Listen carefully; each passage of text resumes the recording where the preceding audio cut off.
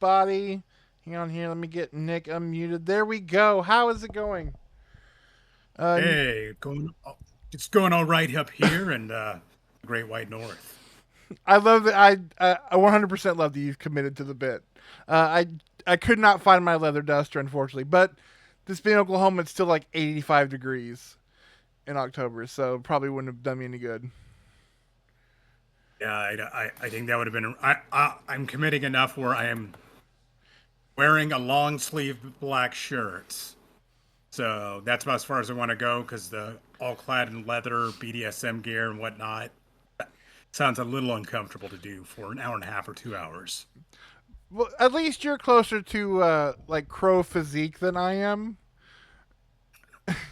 I'm more like the whole murder of crows physique than single crow. But this is gonna be fun. I have been so excited to do this month's live. I hope you guys are ready because you're not gonna want to miss this. We are covering The Crow, and I mean everything The Crow, from its humble beginnings as a very angry comic book to the newest and most, without spoilers, interesting take on the character and the source material.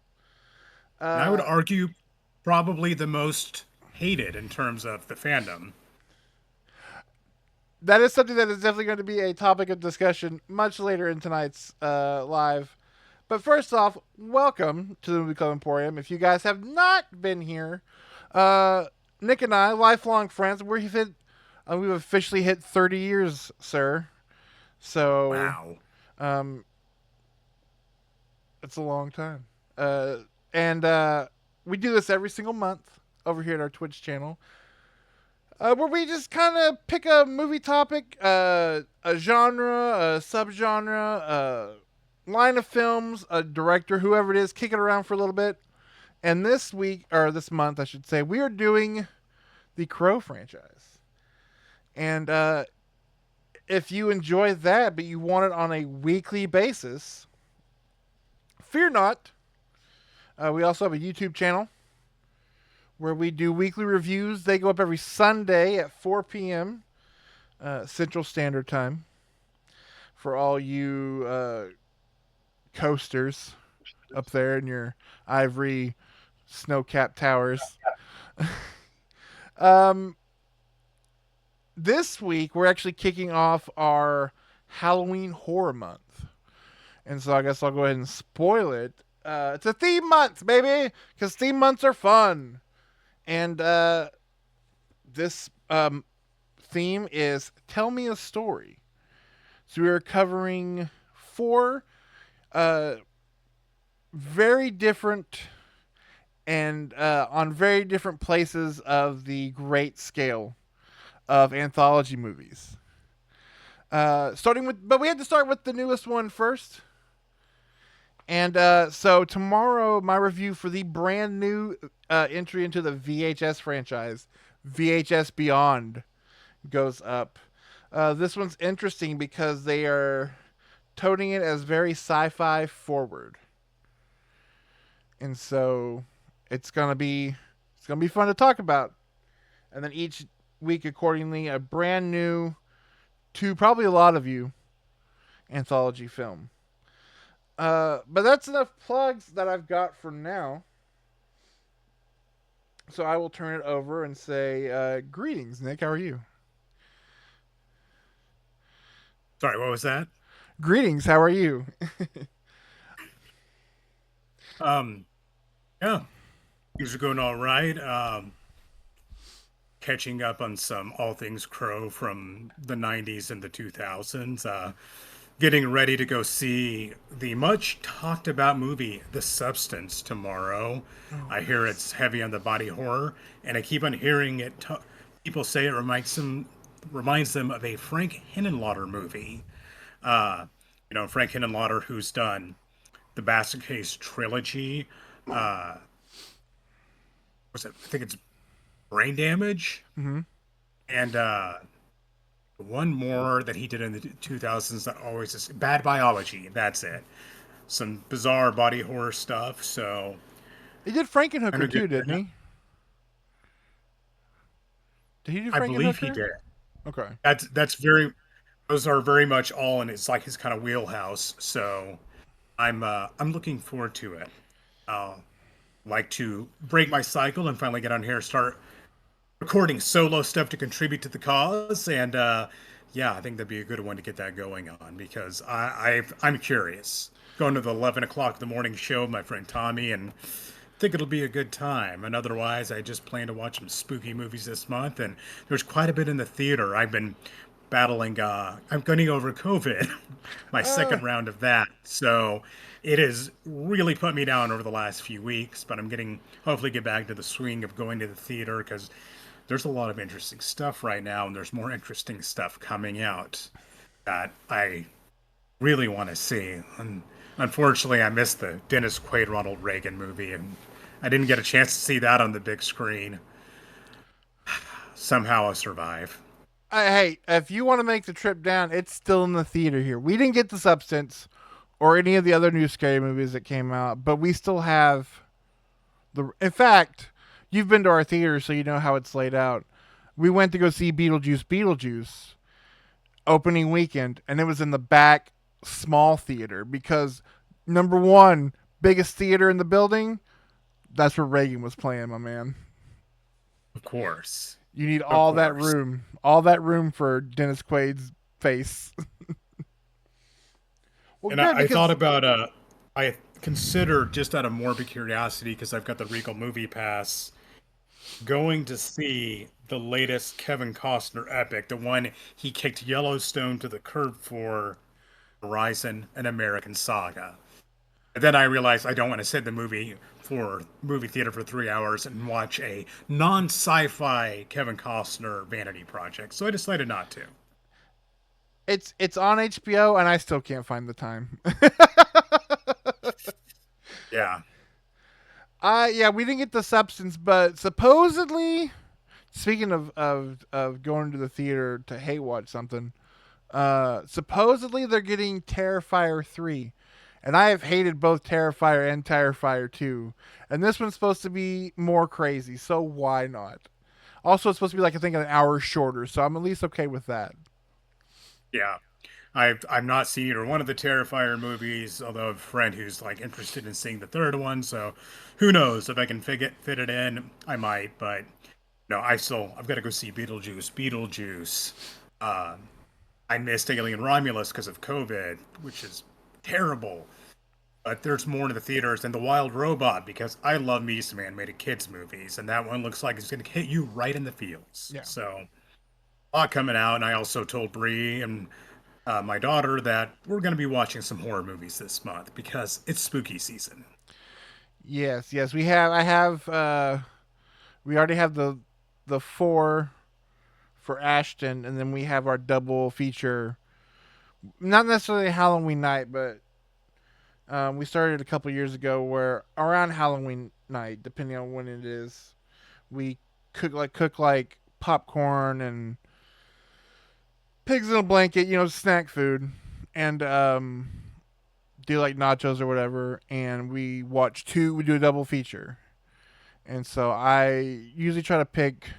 This year we're doing kind of fun horror movies because last year I think I got them a little too good. Uh, but for our double feature, we are doing two classics. We're doing Reanimator and Phantasm, mostly because I need to revisit Phantasm. Which honestly, that could be an episode of this. So stay tuned. Maybe we'll cover the Phantasm series someday. So, Oh, we're getting a few people trickling in here and there. Hi, Travis. Thank you for joining us. I yes, see you, hello. Inland Northwest Adventures. I've Also, I love never, his. I've never, never thought of the crow as a meth geisha, but I I don't. I don't think he's disagree with probably it. talking about Top Dollar. That would be my guess. maybe, yeah. I mean, You'll have to it, let's say Methgation is Merry Band of Methketeers. I'm yeah. saying top dollar. You can confirm that or which one it is, Travis. But I have a description, my own description for Top Dollar that we'll get into once we jump into it. But are you guys ready? Are you guys ready to talk about the Crow? Uh, yes, so I went back. We'll start at the very beginning. James O'Barr's comic book, uh, from 1981, I think is when he originally wrote it. Came out in all throughout the 80s in different volumes, but this is the deluxe version, hardcover. Rereading this, number one, it's wild to me uh, that even at a time when comics were pretty dark. I mean, you think some of the graphic novels that came out in the 80s are pretty dark, even with mainstream characters.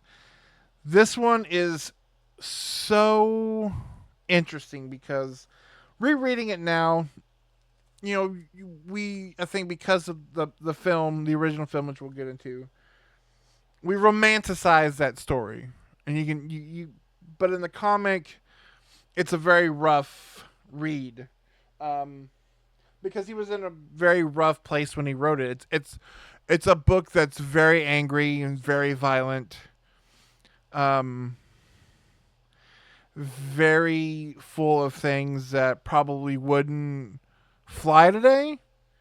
But you see the nugget of this, what is essentially a gothic, and not like Peter Cushing, in the duvet room, but a gothic uh, fairy tale. Because the book is interluded with all these poems and song lyrics from these bands. The Cure, This Mortal Coil, Joy Division plays a huge part in it. Which, um, if you know Joy Division, you know how dark some of that can be.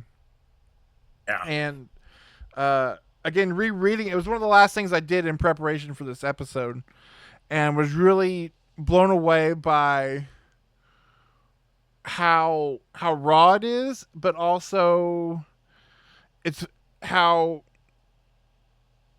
much you can see the idea of the movie, but how much you have to kind of brush away to get to where we get to in 1994. Um, because the book is very uh, scattered with a lot of things that go on in the book that uh, you think how did they read that? They had to have read it and then known like there's no way we're doing that. But have you read the Crow comic? I did not. I intended to get around to more of the extended material this last month, but this last month kicked my ass, so I did not. It is on my to-do list, but I did not. They there is an interesting bit because in this version there's things that he couldn't draw. He wasn't good at drawing, didn't know how to present it. That's added into the story. It's very like Ridley Scott and his unicorn type situation. Um, because he finally kind of breaks down the story, and if if you are of our age, um, there are two things that everybody owned. It didn't matter if you were the star quarterback or if you were the biggest like Cradle of Filth fan or you drove your dad's Camaro to school in between hair appointments. It did not matter. We all owned two things collectively. One was Linkin Park's Hybrid Theory, and the other was that Crow 2 DVD double doored DVD case. And there's a great interview in there with James O'Barr, kind of talking about the origins of the book. And in this hardcover, he kind of he says he tells the truth for the first time about what happened and how much the is changed with those extra scenes. I don't want to spoil it. I would say search out this version just because you do get pieces of art and pieces of his original story arc that is missing from that original run. But I would say it is very much an a necessary read for comic fans, and it's just something that is very interesting to read. Somebody so full of hurt and self-loathing and just out and out sorrow use pen and paper to kind of channel it into this beautifully violent piece of literature. So I would highly recommend it. They're selling it really well. And I've gotten more into reading comic books again as I've gotten older, and it's just I'm finding it's interesting revisiting them again as now I'm older. It's just doing them through a very different lens at this point in my life, and getting taking away very different things from them than I did when I was younger. Mm-hmm. Uh, but honestly, that sounds pretty great. Yeah, it is. It is pretty good. And don't worry, we're gonna talk about all the music. So, with that, with the production of the comic book, Hollywood was quick to snatch up those film rights. And in 1994, we get The Crow, directed by Alex Proyas, written by David J. Show and John Shirley, who are both high figures in the splatterpunk movement in horror, horror fiction. Um, I've heard the name David J. Show a lot, and then they pop up in several of those horror movie documentaries, mainly the Freddy and the Jason one. They wrote like treatments for different sequels that never got made, and then wrote several episodes of like Freddy's Nightmares and stuff like that. I guess they were a writing duo.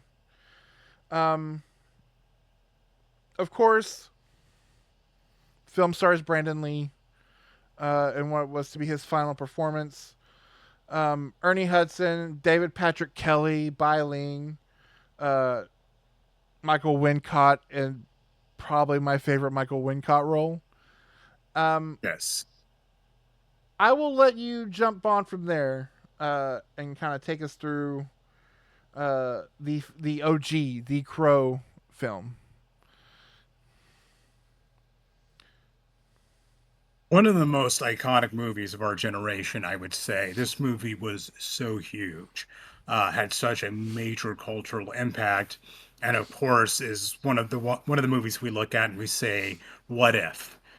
Because we are given a hell of a final performance by Brandon Lee, and this movie's iconic. Um, Story is basically this: we start off with a bang with a horrible double murder, and this man, Eric Draven, and his fiancee, Shelley, are murdered the day before they're supposed to get married on October 30th, Devil's Night, which in this dark, gothic, rainy city is known for just being a night of utter chaos and arson and madness and rampant crime. And unfortunately, these two lovers were caught up in that and died horribly and tragically. And we pick up with Ernie Hudson, a cop walking the beat, who has been knocked down from his prior rank due to asking too many questions, meeting up with Sarah, who's kind of the young protege, who they're basically looking out for this young girl who looks to be 11 or 12 years old, and just you get to see the impact this horrible crime had on them. We pick up a year later, and Eric Draven, who was murdered 1 year prior, has come back from the dead. Because the mythos in these movies is that when somebody dies, a crow takes their soul to the afterlife. But sometimes, just sometimes, the crow will bring someone back to help right a grievous wrong. In this instance, that's exactly what happened. So Eric Draven is brought back from the dead, this superpowered revenant, to get revenge and right the wrongs that were happened a year ago. He's given and he can heal from pretty much any wound. He's got a crow, which is kind of his what's the word I'm looking for? They have a connection, and it kind of helps he derives his powers from it. Increased speed, strength, agility, and one hell of a sense of humor as well. He has to go up against the four men who murdered him and his girlfriend, as well as the incredibly creepy Crime Lord, Top Dollar, played masterfully, excellently, by the vastly underrated Michael Wincott. So you follow along this journey as he gets revenge and heads towards a final showdown with Top Dollar, all against the backdrop of this incredible looking city where it's raining all the time, although it can't rain all the time. And it's just the city looks like it's crumbling in the background. Uh, and the city just feels like a character in and of itself because it's such the visuals of this movie and this style are so iconic. I would say Batman '89 really kicked off this look, but of this gothic dark look. But in the '90s, it just went full bore, and we had a lot of movies that kind of used that template and set a lot of movies in a setting similar to that. But aside from Batman '89, I don't know if any other movie uses the setting like this better. It's a revenge story. It is. I know it's been referred to as Goth RoboCop, and there's a little truth to that, yeah. It's not necessarily the story being anything terribly groundbreaking. It's what it does with the story. All right, I've rambled on a bit. That's the gist of the story. Over to you, Jason, and I'll give you a chance to speak. Yeah, so like we were saying earlier, in like the our waiting room. Um, this movie I have the least amount of notes about, and it's because I've seen this movie 1,000 times. This was a movie like, I mean, Nick and I could do stories about our rental history at our local video store. This was a movie I rented all the time. I never owned it till DVD in that double uh, hinge DVD case. But I rented this VHS so many times. It was a movie that was one of those. I kind of like. It was kind of that first comfort movie. It was one you could just put on and kind of let it wash over you. It kind of for what it is in the '90s is kind of it's kind of a masterpiece, and it really brings up a question, and is for us movie nerds. Is this Alex Proyas' best film? Because you have this and then Dark City, and then there's just a chasm until you get to his other stuff. But uh, to me, this movie is a perfect film. Um, it's the only movie I own a Laserdisc of. Uh,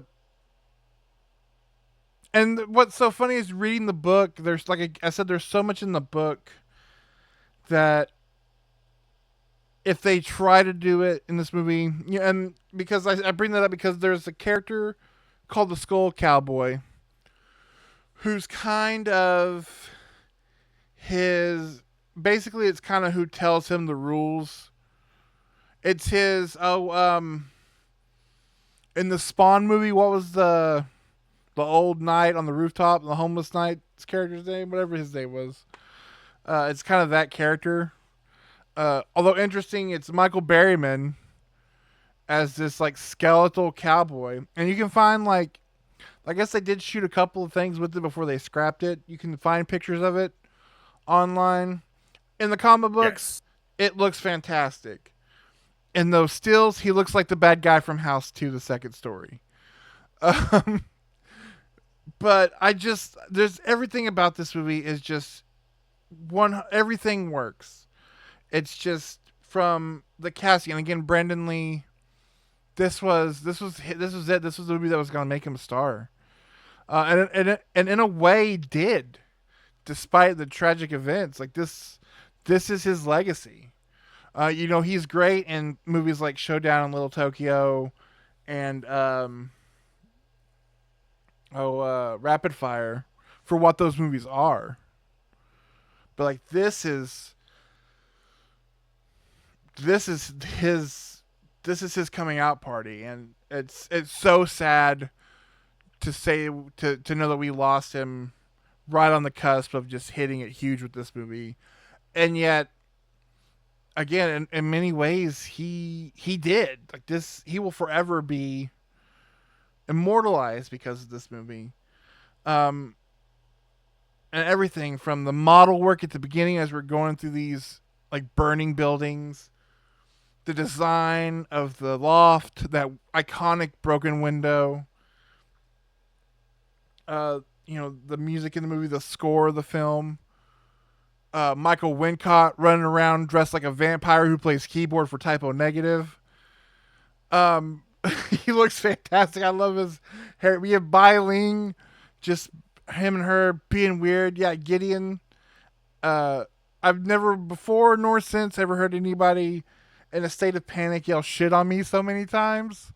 Um, it's just so wild, and it's what's great is you get this dark, rain-soaked revenge film. It's he's goth wick, but um, those moments of the movie where Proyas does the flashbacks with him and Shelley. I cannot remember the woman's name. I think she's is a soap like a ton of soap opera. She's been in some movies. Just a little bit we get of her. Ernie Hudson in this movie is phenomenal. Um, He really is. he's so good, and what's so funny is in the book there's just a cop named Albright. He actually talks to a different detective whose name's like Smith. Um, but to pull Albright out and just make him this great character, just Ernie Hudson was like, "I'll do it, but I'm smoking in every scene of this movie." To Tony Todd showing up like as this like goon number two, the cast of the bad guys, whether it's David Patrick Kelly as T Bird, who's been terrifying in everything he's in since the Warriors. For real. And Um, this group of four of these guys who ended up committing this heinous crime, they are a unsettling bunch. They really sell the fact that they are unhinged, dangerous killers. and you know who they all are. You know Fun Boy from Tintin, from Skank. You do get a little bit of comedic relief with Skank, just enough to kind of cut the edge of the seriousness of the film, just because he's such a weird character. Um, man, and then stuff with Sarah, the little girl, is fantastic in the movie. She is really good in And this. I don't think she did a whole lot afterwards. She is phenomenal in this. Um, the big one for me is the scene at Fun Boys, the scene with Darla in the bathroom. Uh, that is powerful filmmaking. That line will just rip your guts out. Uh, Mother is the name for God in the hearts and lips of children. Like that will just tear at your It, heartstrings. and that could have been a line that was sounded really cheesy and artificial, but when Brandon Lee's looking at her and saying that and emoting it and selling it in his face, doing this all with makeup on, it's you believe him. You Oh yeah. believe he means that down at the depths of his soul. Oh the And it's amazing when he is being snarky crow, it plays. The Jesus joke about the innkeeper, which is like the first like oh, they made a joke about Jesus I never heard before. Um that stuff, he when he has to be like this weird, like funny but terrifying figure, he's that scene with Darla, the scene at Albright's home after he takes Albright's memories of Shelley's final hours, and he's telling me, call your wife. Shelley always worried about the little things, and he smokes a cigarette, and he's like, "This will kill you." And he's so goddamn phenomenal in this movie. It's just like he came out of nowhere, out of these like I don't think they're direct to video action flicks, but he came out of nowhere like a sonic boom, and was just absolutely fantastic in this. I I had not seen this in probably 12 or 13 years. It had been a long time. We reviewed this for our podcast we did years ago, and I remember being, it's like pleasantly surprised in how well it held up, but it hit me even harder this time around, just how well done so many of the things in the movies are. And I mean, chief among them all is Brandon Lee's performance. In a movie full of a lot of excellent choices, from soundtrack to visuals to a lot of the acting, Brandon Lee is magnetic in every scene he's in. Your eyes are drawn to him, and he plays a pretty animated, outrageous character that, in my opinion, as we'll later find out, most people can't do. Most people can't pull that off. But he did. He managed to be frightening and dramatic and funny. He managed to go do so many things in this one role and make the role his own and sell it every step of the way and do so much physical acting and so much of the pain and sorrow you can hear in his voice when he's reliving those horrible memories that he's taken from other people, and he can feel like the final moments of his girlfriend and her fighting for 30 hours and seeing the pain other people have seen and experienced, and it's powerful stuff. It is. And this is honestly a very powerful performance by an immensely talented man. And it's like the fact that he stands out this much in a movie with so many other things going on and so many shockingly great performances. It's a testament to how much talent he had and how much he put into this role. And you rewatching it really took notice of the fact that I made the joke earlier about Gothwick. This isn't an action movie. There aren't big epic fight scenes. There's the knife scene with Tintin, and then you have the club shootout, and then the fight on the roof. Like that's it. There's no big like bad guys running at him in a row while he's just throwing hooks and lefts and rights and popping wise. As you get like so much of this movie is simply just unbridled emotion. And when you don't think of that when you think of, oh yeah, it's this comic book hero movie. Like it's it's not, it's less gothy, or it's less metal, more gothy Spawn. Um, how much of this movie is about emotion and of course grief, and not so much even grief. I feel is it's just you know it's funny because of what happened to Brandon Lee. We are left with that what if, where it leads to a helpless feeling, and that's what's I think missed in a lot of the movies we're going to get into is the Crow character, the Eric Draven character. At the end of the day, he's not. He's. It's not about it's not solely about revenge. It's about taking back the fact that he was helpless to do anything about it. They make it a point to, as soon as he walks in on the group, attacking Shelly, he's instantly incapacitated. There's nothing he could do. There's no brave. He doesn't get a brave death. He doesn't get a final stand as Eric Draven. It's boom. You were there and you couldn't do anything to stop it. And as the Crow, he is able to, I think, not only to extract his revenge, but also is given the opportunity to forgive himself for feeling so helpless that he couldn't stop it. And that's And that hardcore, powerful shit for a 1990s comic book movie. to hit that hard, and to me, a lot of great scenes of this movie.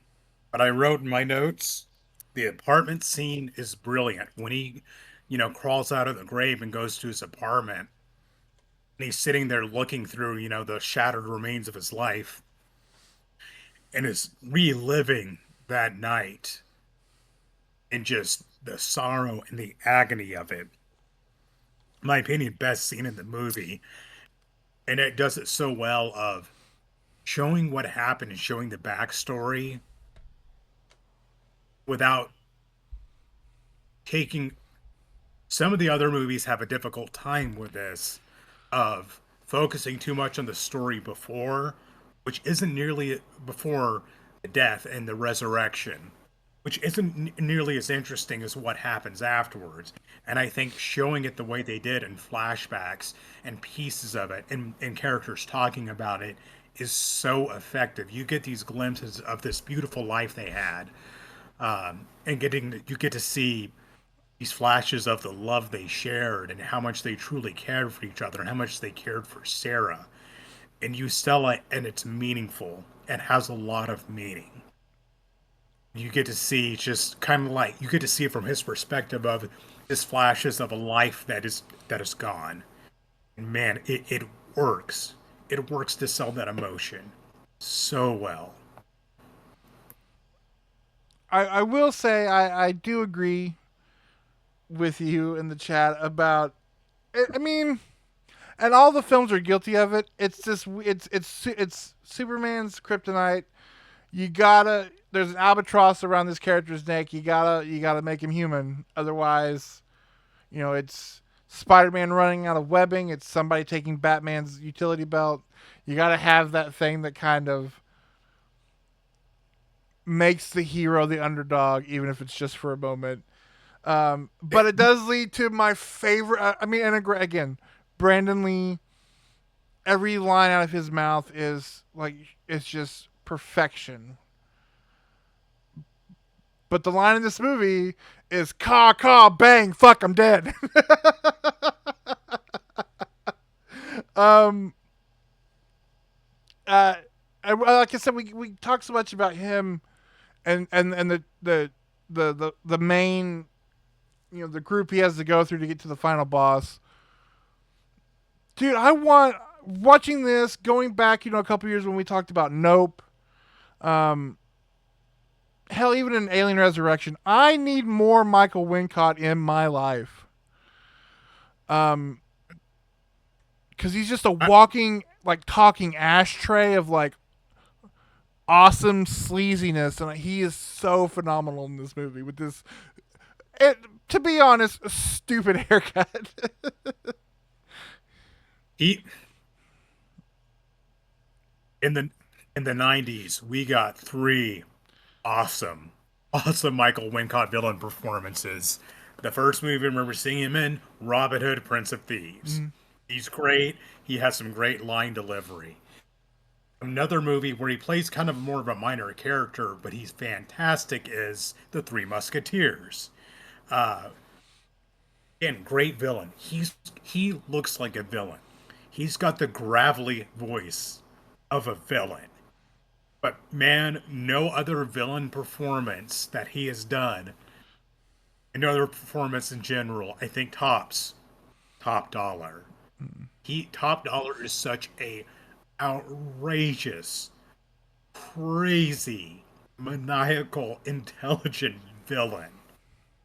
I love how he delivers his lines in such a deadpan manner and says things so matter of factly. He's like, oh, yeah, my sister, my father's daughter. And we're just like, wait, what? It's kind of like, oh, yeah, that's a thing. Oh, the And his line where he creepy, incestuous relationship with his half sister. when they roll over the naked female in the bed and she's dead, and he's just like, I think we broke her. Like it's just like, ugh. He's so terrifying. It is funny though. You mentioned those two movies with this one because I'm pretty sure he wears the same outfit in all three. Um, Yes. but just that scene with Gideon where he's just like, "Tell me again what happened," and then because he gets mad, he starts smelling eyeballs and just shoving swords through people's necks. It's a character that could have easily been and is in some later adaptations like this is our version of the Joker. Just an over the top, scene chewing performance. And instead, you get this, like, for no reason, the amount of gravitas this character has. Even to the point to where he's given that speech in the warehouse before the crow shows up, and he's like, I got lighting fire isn't that big a deal anymore, and we should we let's go bigger and better. And you're sitting there going, yeah, we should get bigger and better. Let's burn this mother down. Like he's just, and then the stuff with Bai Ling, like I can't think of a lot of great Bai Ling performances, but she is the stuff that she says where she's like, I like her eyes, and you're like, and the next thing you see is like a cup full of boiling eyeballs. You're just like, what is happening in this movie? And then Tony Todd with that weird like metallic full fingered pinky claw he's got on and that weird gun. Like so much of this movie is just, or just them is could have been stupid city, and instead you are utterly terrified of them every time they walk into a room because you don't know what they're gonna do. Yeah, I mean, they're a the villains in this movie are kind of little on the goofy side in a way, or at least come across that way. They all seem genuinely terrifying and dangerous. Like they could, like Top Dollar could outsmart you, and yes, he could. He and his sister girlfriend could completely butcher you and use you for black magic rituals. On the magic front, I will say I appreciated it that this movie is it didn't go full bore into the villain is a evil magician wizard using the powers of the devil. Said all things we'll get into later. It's something he dabbled in, but it's never explicitly said he has tapped into it, which I think works better. That is like I don't know, maybe he has something going on, Yeah, but it's never explicitly stated. I think it works better that way. yeah. So I guess final thoughts as we wrap up on The Crow 1994. Again, I to say this is without a doubt this is one of the best films of the 90s, but this is one of those things where um I hadn't like you I hadn't watched it in years, and then when they released it on 4K, I watched it and was just blown away because it's just pure like masterpiece in every aspect from costume to the amount of rain you see in the puddles. Like every inch of this film is perfectly done, and I think it really does. That's why all these years later, people talk about this film and not just talk about, oh, that was that movie where that actor died. Like this movie will, I think, when all things are said and done, this will be considered one of the linchpins of maybe not even genre filmmaking, but just filmmaking because it obviously is something that has never been able to be duplicated or imitated. Not even Uh, close. and I think it's gonna be, I think it's gonna be remembered, years, decades. Our kids will talk about The Crow. I think so. That's my final thoughts on it. I had one minor complaint in a movie where I don't have many. There's a scene in this movie which, watching it again, strikes me as really out of place, and that's the car chase scene. Now, the end of it with T-Bird Mm-hmm. getting, thrown into the ocean and having his car explode is awesome. But the rest of it is a little goofy, especially Skank running around in the Yugo, just rolling around everywhere. It's a little funny, don't get me wrong. It just seems a little jarringly out of place. Maybe it's just Skank and his Yugo and they're interspersed with it kind of just took me out of it. But that's I don't really have much of the way of complaints otherwise. But I was watching it and it's like this is a little weird, a little out of place. And the thing is, the humor in this movie works because there is a shocking amount of humor in a movie, in a revenge movie this dark in so many ways. And a lot of the humor is Brandon Lee and Ernie Hudson. It just their banter and just some of the lines they say, and some of the lines in general. Like one of the lines I wrote down was, uh, "Looking like a mine from hell," was one of them that stood out to me. Just some of the lines, but especially Brandon Lee, who comes across as genuinely funny, coming in, quoting Edgar Allan Poe, and it's just comedic timing's great. That scene just could have used less of it. Yeah. Yeah. It is weird that there's a 5 minute like Blues Brothers interlude in the in the middle of this Yes, movie with just a lot of like meep, meep. you expect to hear wackety sax in it at some point. Yeah. Uh, it does, and like you said, yeah, but it does build up to that scene on the dock. With that moment with T Bird when he's, that line where he's like, "This is the really real world. There ain't no coming back," and then starts I, doing that weird devil's prayer he says throughout the movie.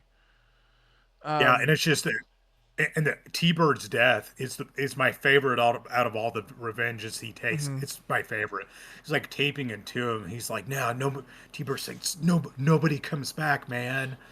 It's just like he can't. He's like it's kind of hitting him what's happening, and he can't believe it. yeah, And man, going off that dock and seeing some good old '90s practical effects, and literally seeing a '74 Thunderbird explode into a fireball is awesome.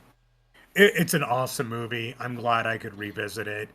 It's so sad watching it, knowing I think that he had more ahead of him. I'm not sure if Brandon Lee maybe would have ever topped this role, but the dude had enough range where he could have gone on and he could have done some great work. And it's sad, but I'm glad if you're gonna have a final performance, man, they don't get much better than this one.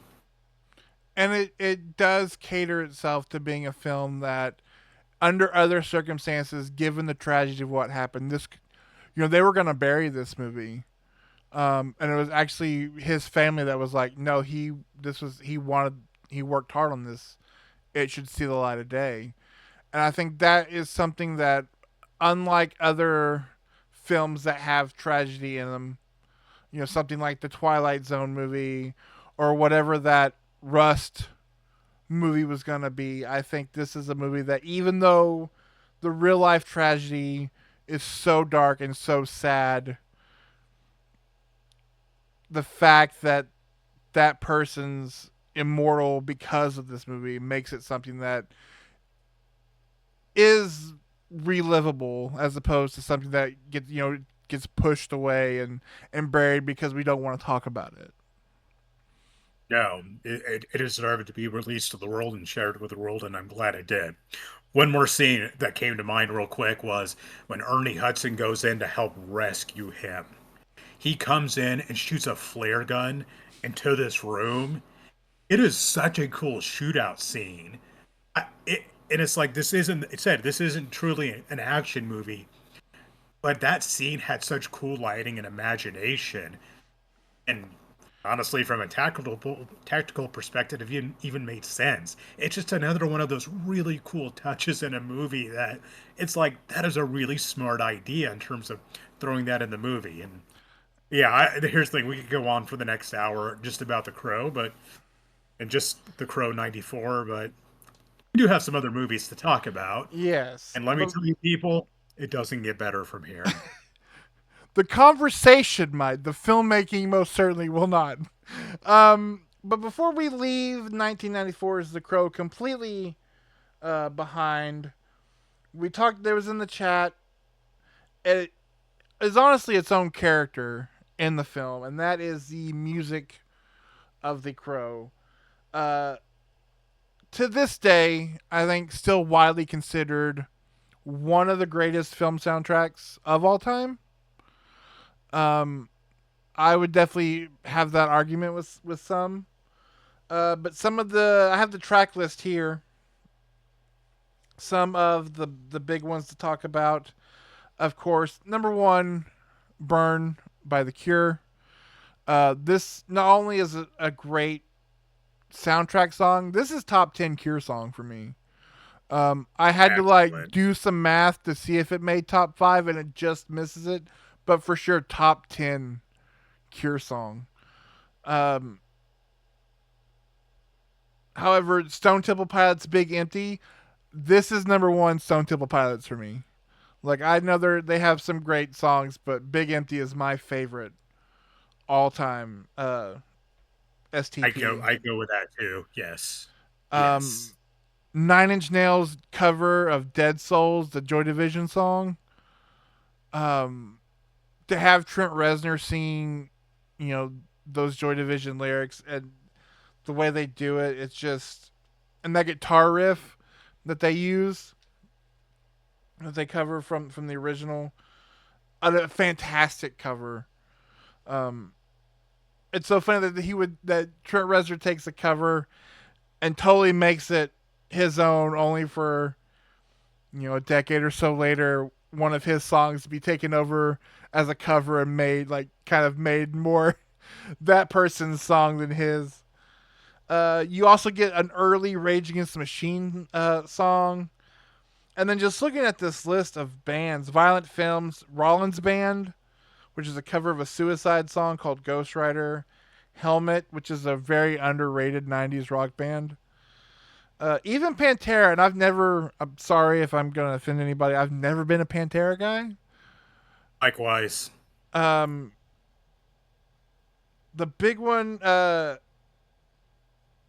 song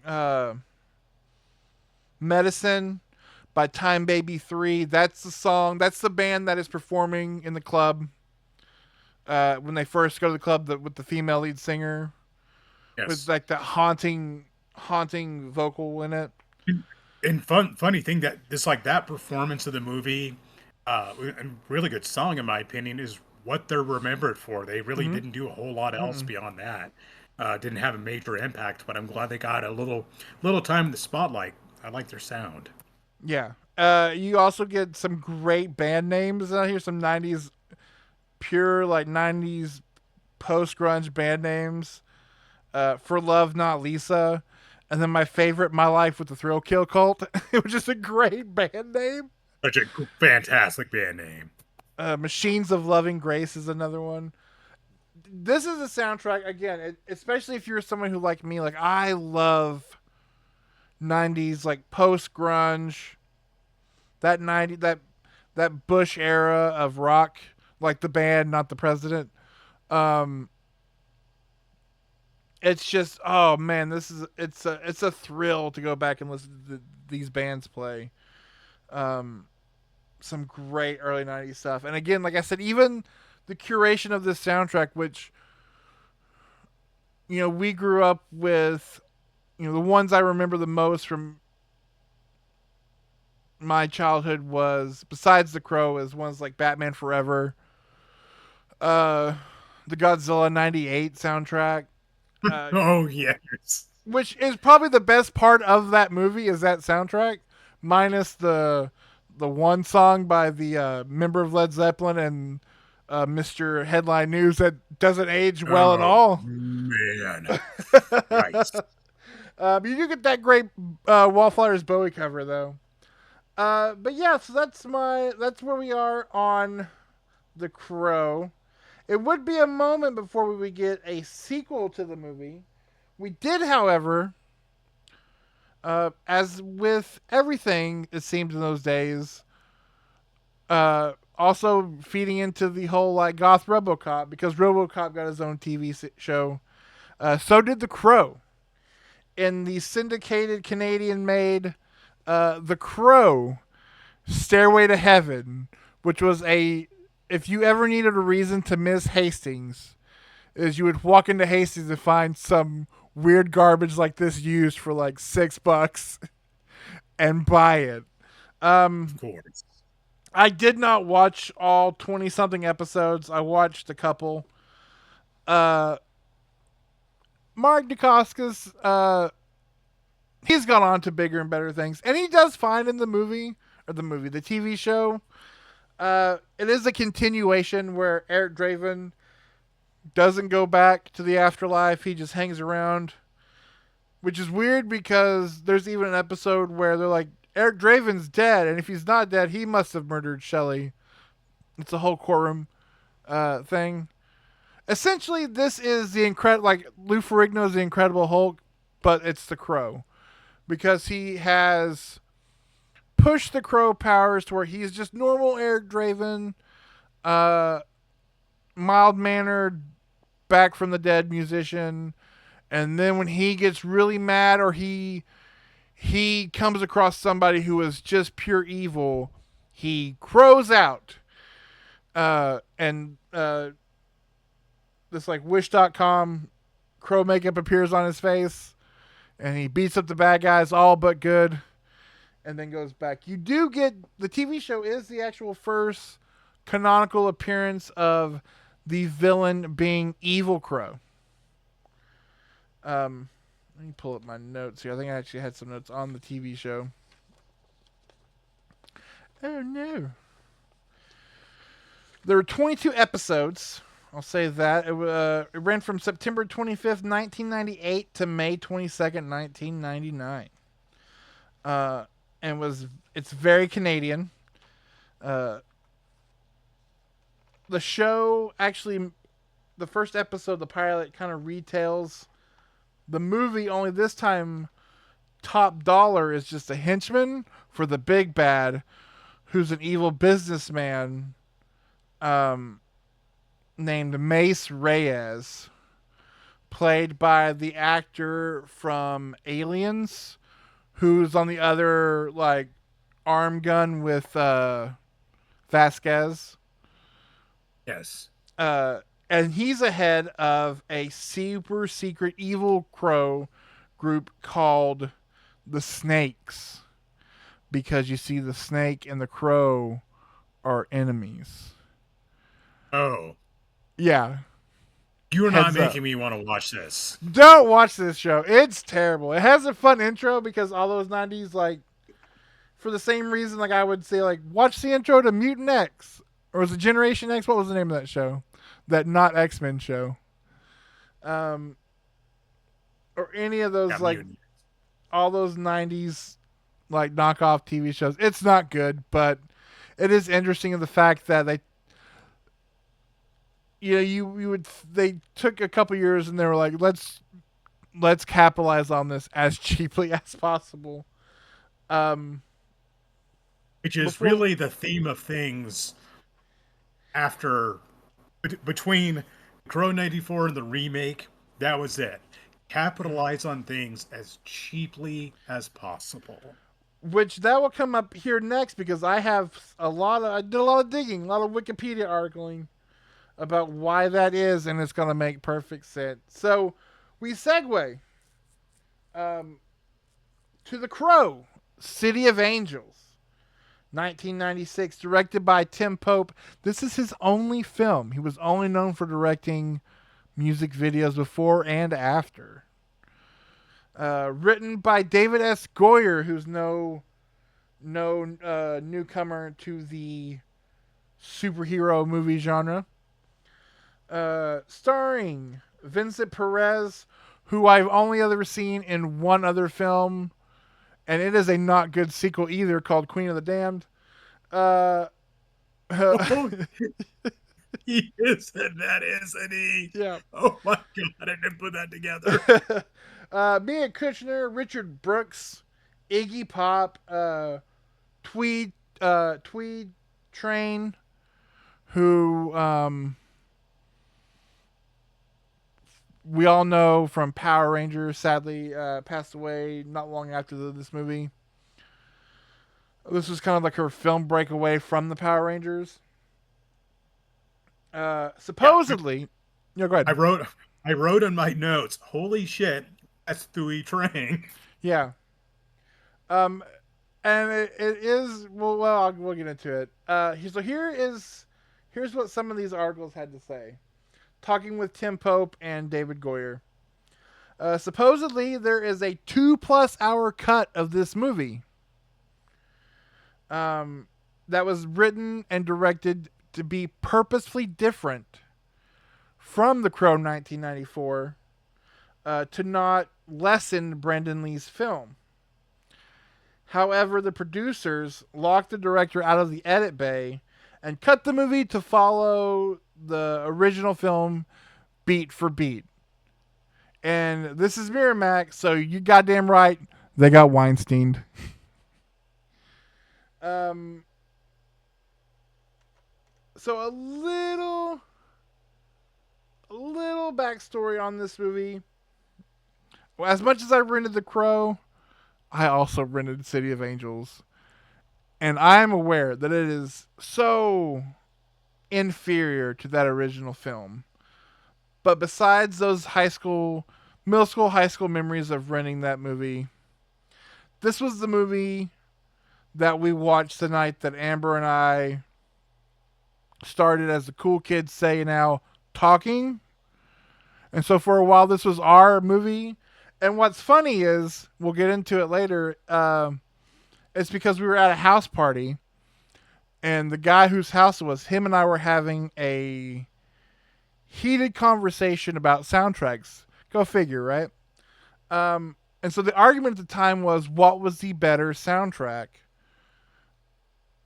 City of Angels, the Crow City of Angels soundtrack, or the Resident Evil soundtrack. And essentially, whichever one won within the group based on the songs was the movie we were going to watch later. So thankfully, the Crow City of Angels soundtrack won. Otherwise, my wife and I's like perfect moment in time would be capsulated by that Resident Evil movie. So this one does have a little more of a personal attachment to me. Um, but just getting into it, this one, what's kind of interesting to me, um, is going from The Crow to this one. Kind of reminds me of years later. We would go from The Punisher to Punisher Warzone. In so much as for whatever reason they decided to soak both this movie and the Punisher Warzone negatives in piss for this horrible yellow lighting that they have.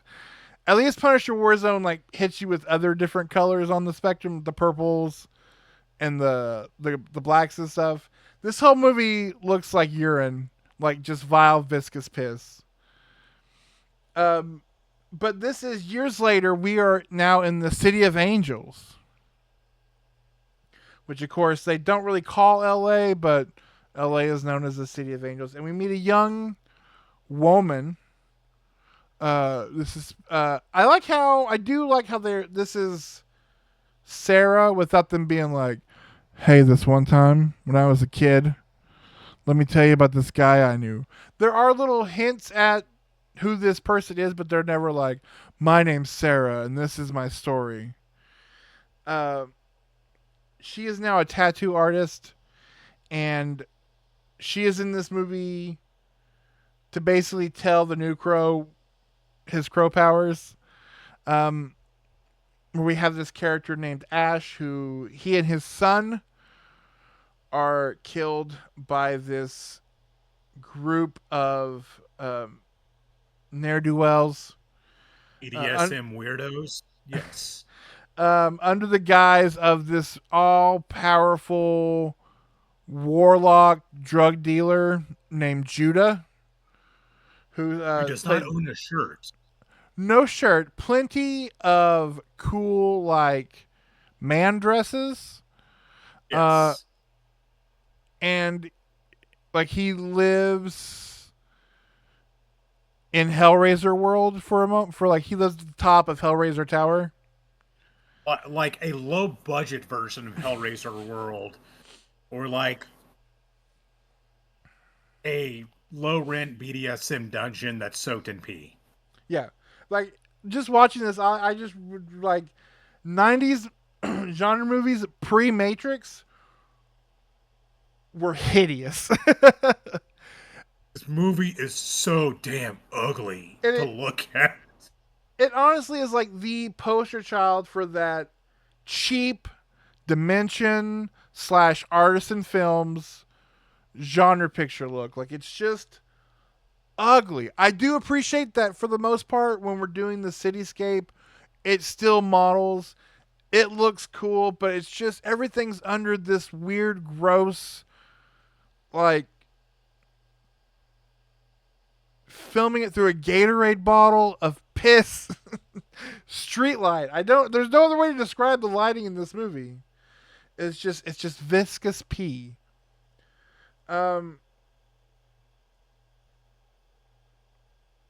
and what's funny is this was like action genre movie things, and that Saw years later, a couple years later, Saw would do with the color green in horror movies. So time's a flat circle, man.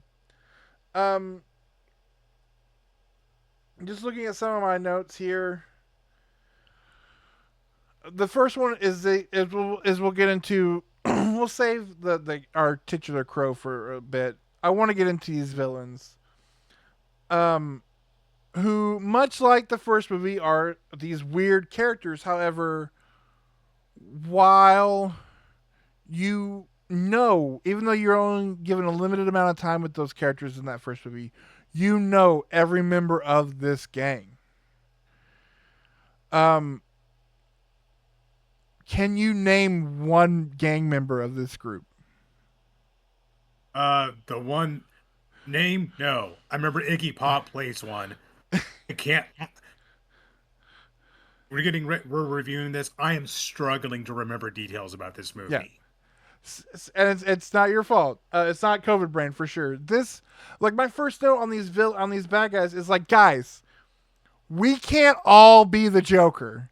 One of us has to be somebody else because you have the character. The only names I remember is the one guy, the one drug addict whose name is Monkey, who looks like the guitar player from Edema, and he's just like snorting like cracked pepper off of like dandelions or whatever the fuck he's doing. Thomas Jane is wearing this like He-Man haircut wig and like tugging it in a peep show. And then Tweety Train shows up, and because she's Asian, she's the one that has a karate scene. And then Iggy Pop's just running around shirtless, like doing his like, "I want to be your dog" shtick. It's the usual Iggy Pop. Yeah. Yeah. Um, but this time he has like the bat symbol sized crow tattoo on his chest. Uh, which is so funny. Yeah. And then you have Judah again, who's just like this weird, like he's playing it like they're like, "Hey, you're gonna be like Pinhead's direct supervisor, and that's how we want you to play this movie.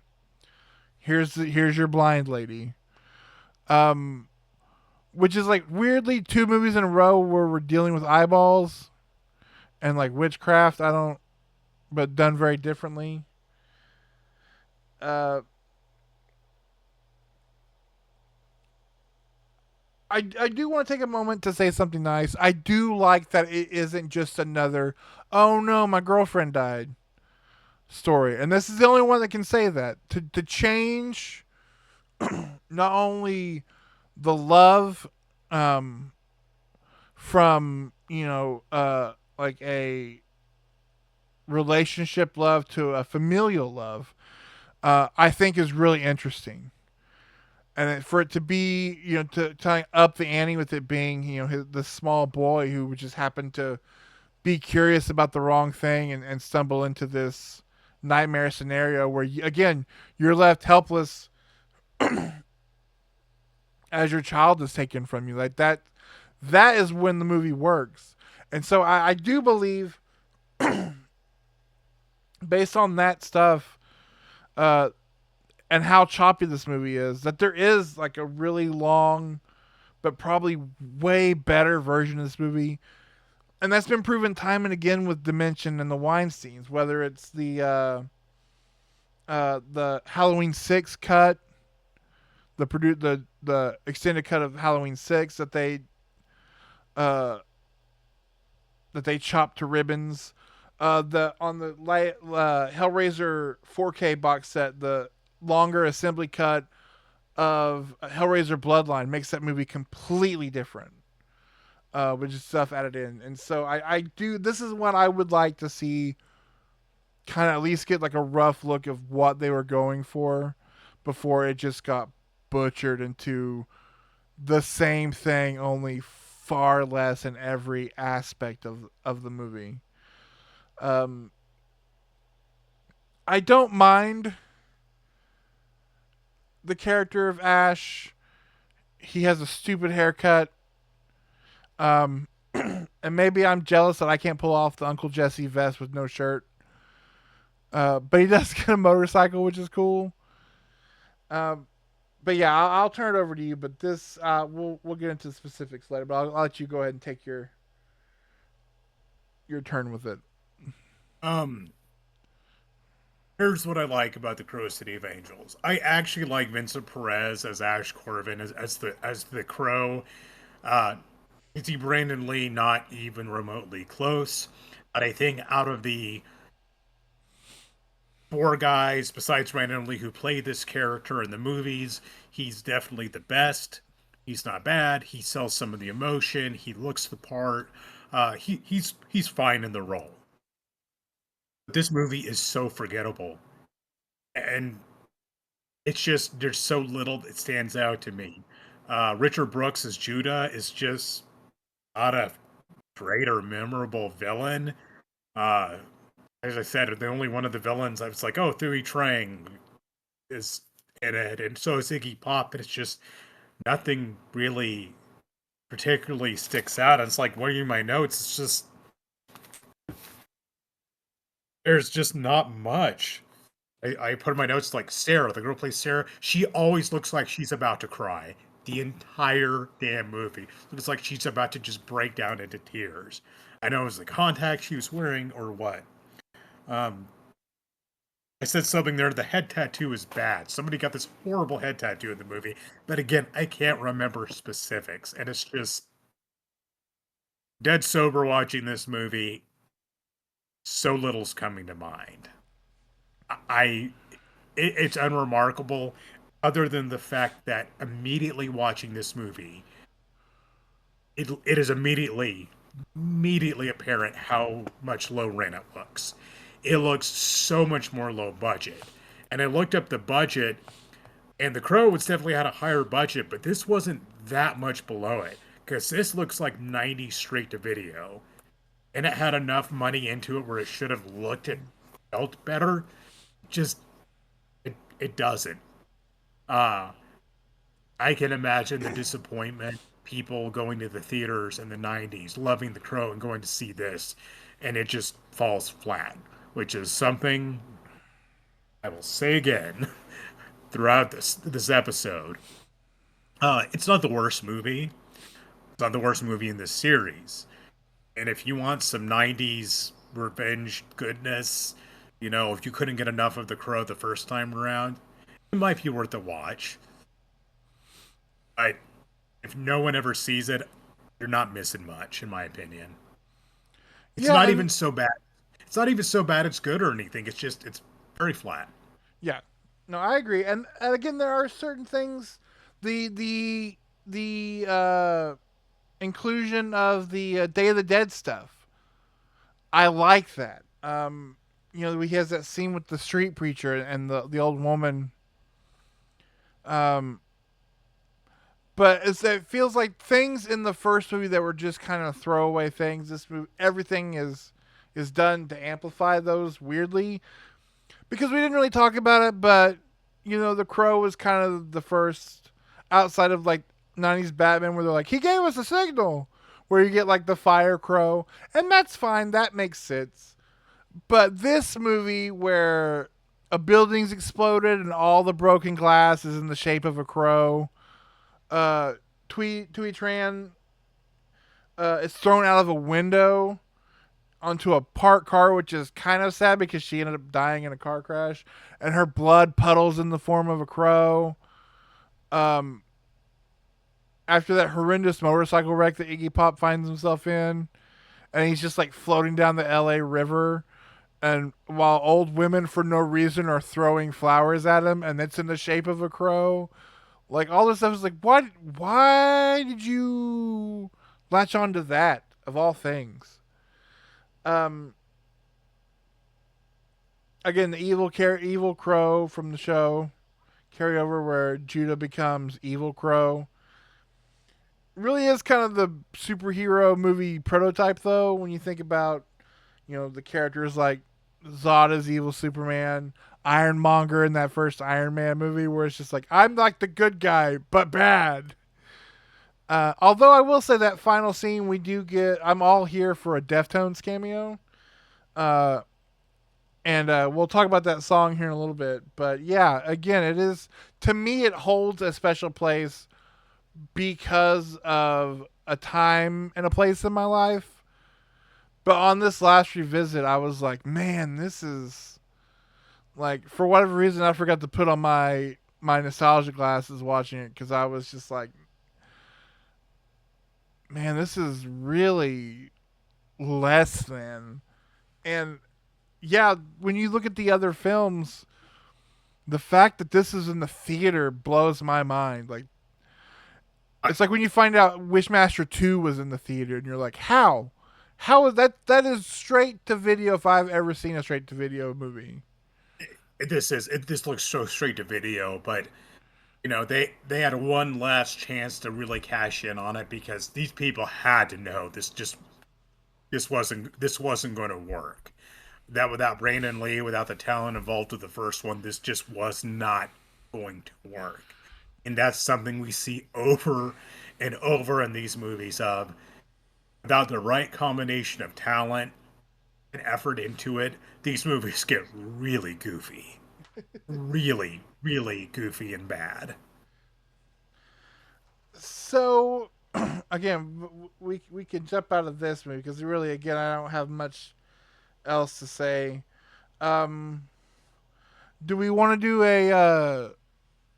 We want to do a what's that term in business where you like talk about something bad, then talk about something good, then talk about something bad? Do you want to do that with the Crow City of Angels? Sure. All right, so let's jump into the soundtrack then, uh, because I think this is a great soundtrack, and in many places, much like the Godzilla soundtrack, may in fact be the best part of this movie. But you can definitely tell we are in 1998 or 96 now because we went from these early post grunge bands. There are still some bangers on this soundtrack. Um, the biggest one, I think, of course, is the White Zombie cover of "I'm Your Boogeyman," which not only set the tone for this movie, but that weird Boogeyman collection DVD that we all Oh passed around in high school. yes. I remember um, watching that today. Wonderful. uh, but you do get some good stuff on here. The filter song "Juracidol." To me, it's not Great. top five filter, but it's a great filter song. I really like that song. Um, I'm not a huge fan of the group. I think this is a great cover. I'm sad that it's not available to stream. Hull's cover of Fleetwood Mac's Gold Dust Woman is fantastic. Uh, PJ Harvey, I love PJ Harvey. Their song is great. We get a very young Corn on here. Of course, you get Iggy Pop, Seven Mary 3. So we do get at least one band that sounds like every other band from the 90s has that Pearl Jam voice. This one does, though, introduce a little bit of hip hop as opposed to the last one. You get Tricky and the Gravediggers, and then Above the Law featuring Frost. But for me, granted, I am a little biased. Uh, Deftones' song on this album, Teething, which is sadly not streaming online. Thanks, Spotify. So it's kind of a lost track. But it's a really good, really great Deftones song. I like this soundtrack. Again, the first movie soundtrack is so iconic, and is on that like S tier all time film soundtracks. And granted, again, this movie is nowhere near that, but I think this soundtrack is in that higher plane of movie soundtracks, and again, is probably the best part of this movie. Yes, I'd agree. I think it falls well short of the first one in terms of soundtrack, but I still think it's a very solid soundtrack that, yeah, easily steals the show here. Oh, and so we could have just ended it with for whatever reason this was the movie that the most came out of um at the time. So now we gotta, if you thought the movie was bad, buckle up, because it turns out there was a tie-in video game. So, movie tie-in video games have a very long and sordid history, dating back to the Atari 2600, where they had movie adaptations, including the infamous E.T. from 1982, that was so bad they ended up burying millions of copies at a landfill in New Mexico. The trend was carried on to the Nintendo Entertainment System with a company called LJN, the Rainbow of Shit, making all sorts of games loosely based off movies like the Back to the Future game, which was maddeningly difficult and terrible. Basically, for most of the last 40 some odd years, movies that have come out to cash in on, or video games that have come in to cash in off of a movie, chances are it's going to suck a lot. Oh, launching in the mid 90s, I think it was 96 or 97, for PlayStation, the original PlayStation and Sega Saturn, we got the Crow City of Angels. Now, let me tell you, if you go back and play games from this era, at the time we thought a lot of these games were just amazing. You could move in 3 dimensions and the cutscenes and all this amazing stuff. Well, these games look like shit now. They control like shit. They are terrible. They have aged poorly. But let me tell you, go watch some gameplay footage of the Crow City of Angels, because it's worse than most of its contemporaries. James Rolfe on the channel Cinemassacre has a review for this game, and the review's hilarious because this game is bad. You think the movie's hideous? The game looks worse. So I didn't watch his video. I did watch a guy just straight play the game. Like, it's just him playing the game. It's like an hour and a half maybe. So I did take some notes from it. If you, in case you don't remember it, the Batman Forever Super NES game I looks do. better than the Sega game. Uh, it's just, you're just it's a like a platforming beat 'em up. It's less fun turtles in time. You're just the crow walking around with the baseball bat, just beating up people. You beat up bikers for a while. Um, the villains, every one of them, when you go to fight them, they all say the same line: "What's up, clown face?" Uh, you beat up a bunch of bikers for a while, and then after every goon you beat up, when you beat the final goon on that stage, you get another loading screen. And then like the second you move on from like bikers to gimps, you're fighting a bunch of gimps just running around through different platforms, and then until finally you fight Judah. Uh, and then like Ash, when he does talk in the game, he has a southern accent, which is weird. I'm the crow. And then there are zombies in it because why wouldn't Of there course. be? Again, like I said, I would watch it, the guy play, and then I'd fast forward because he's just walking around beating up people. And oh, we're in a new location. There's new bad guys, and you'd watch it. And he'd beat up those bad guys, and then I'd fast forward and you'd do it. um, so you can go check out some of that stuff. Man, what a terrible. I'm in a way I'm sad because there are movies out now.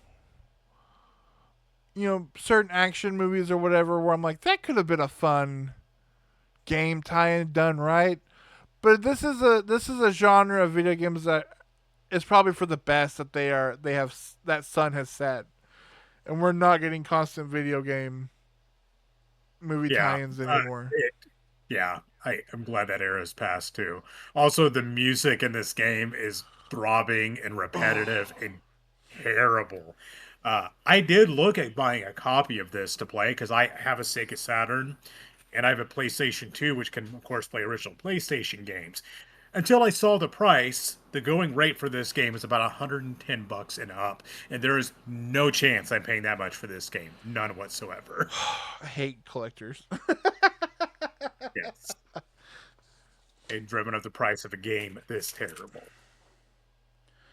Okay. Well, and I hate to tell you this, it's not getting better from here. Because No, next we up, are we got, officially we're out of the theater and we are directly to your home with these direct to DVD video movies. and we got Crow Salvation. Oh boy. So, do you It's, remember the first time you saw The Crow Salvation? yeah, it was this last month. I yeah, I was sick while I watched it, and let me tell you, that didn't help my viewing experience. But I'm not sure what, besides copious amounts of alcohol or mushrooms, I could have done to improve this experience. So I Because saw this. Oh, go ahead. Sorry. this is another one. It's like, man, is this movie low rent and forgettable? So I saw this movie now decades ago. Uh, when Shaw, a friend of ours, bought the at the time Crow trilogy box set on DVD, which was my first viewing of this film. And we had gone to Altus like late at night, dicking around. Of course, you go to Hastings before they close. And Shaw had bought this and something else. I don't remember what he had bought. We get back to his house, and it was some night where the living room was free. Leonard wasn't occupying it. And so we're like, well, let's watch this third Crow movie. And we popped it in and instantly fell asleep. And I was like, oh man, maybe it's just because we were so tired. Let's watch the movie again the next day. And I don't think it's because we were tired. Yeah. uh, so I will let you take lead on this one. I do want to say though, for full transparency, this is my notes for the original Crow movie. This is my notes on Salvation. Well, okay. we go from Brandon Lee to Vincent Perez to Eric Mabius uh, as the Crow. And if you're like, I don't know who that is, welcome to the welcome to the show. Because yeah, there's a he's a name that you wouldn't recognize unless you remember him for things like Resident Evil Apocalypse or The Minus Man or I Shot Andy Warhol in various roles. And watching Crow Salvation, I understand why this guy is not super talented. Oh, Eric Mabius plays. What's his name in the stupid ass movie? Corvus? Is it Corvus? Alex Corvus? Yeah. Is that it? Yeah. Alex Corvus and a play off of I think what is Corvid? It's a crow. It's some play off of a name for a crow.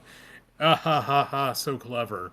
Um, he's on the verge of being executed for murdering his girlfriend, and he has been falsely imprisoned and convicted.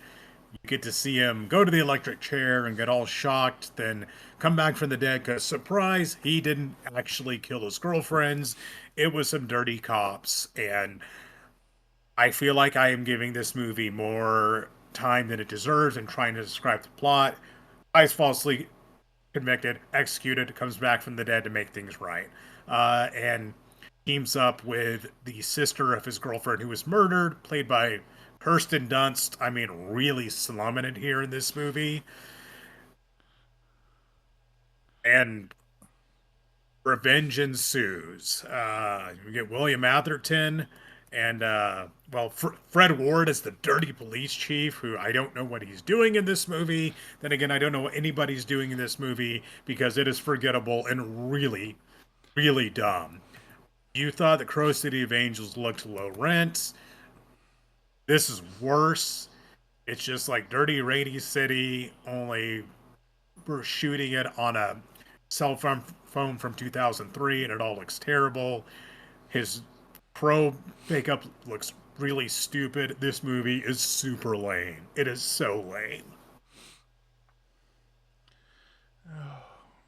So, before we get into the specifics of this particular movie, I have more story time from the land of Wikipedia articles.